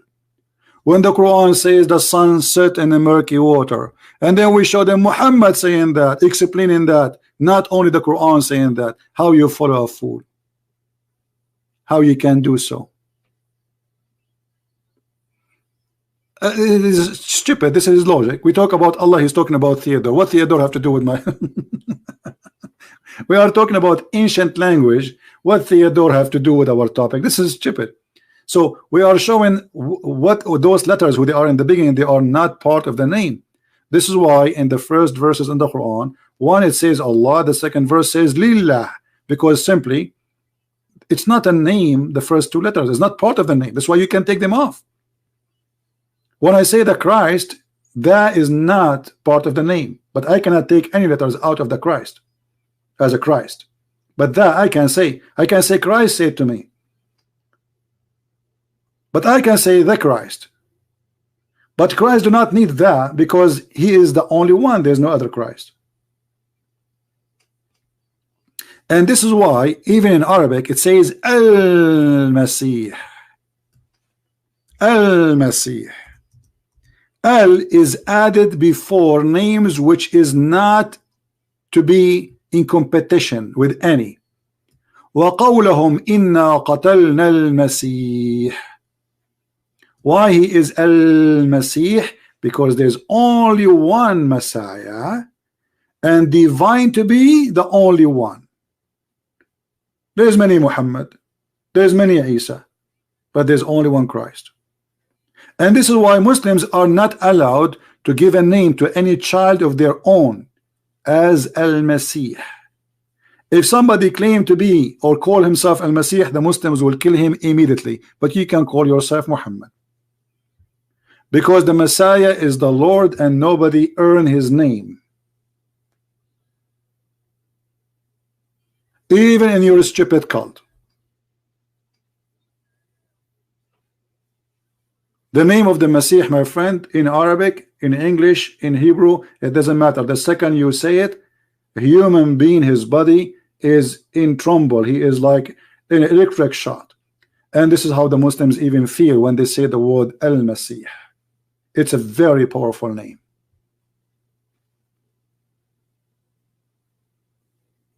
It doesn't matter who is the one reading the name. The second you say the Messiah, you feel something different. And maybe many people do not know. There's a lot of churches in the Middle East sponsored by the donation of Muslims for the sake of Al-Masih, because they knew Muhammad have no healing. Anyone have a problem from the Muslims believe, he go to the Messiah asking for help. He don't go to Muhammad. Muhammad, he died because of a poison, and Allah, neither him could not save him. Very slow death. That is Muhammad. And this story here raised many questions. If Muhammad is the most beloved prophet for Allah, as Muslims they claim, so why Allah he saved Isa but he did not save Muhammad?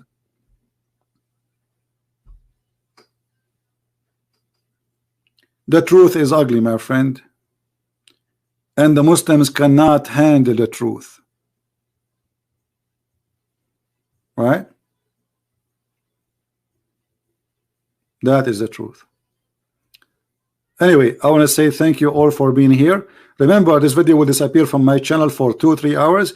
Again, after 3 hours, search for how to approach a Muslim and save him from Islam. Search it few hours from now, and you will have the video posted again in different channels. Until we go again live on air, if the Lord you want us to do so, I say may the Lord bless you all. And if you like to learn more about Islam, you can read my books. And I have now more translation posted. We have 6 on Allah in Spanish, and we have 6 on Allah in Dutch. We have 6 on Allah in German. All of those they are up and in Amazon in the last 7 days only. So I'm glad for those who help us for the translation, so many people from many languages can read and they can learn. Thank you. May the Lord bless you all. And until we see you again, Christ is Lord, Islam is false, and we prove it every day. And as Muhammad, he said, as a Jew, he said to Muhammad, this is how we do it. Thank you.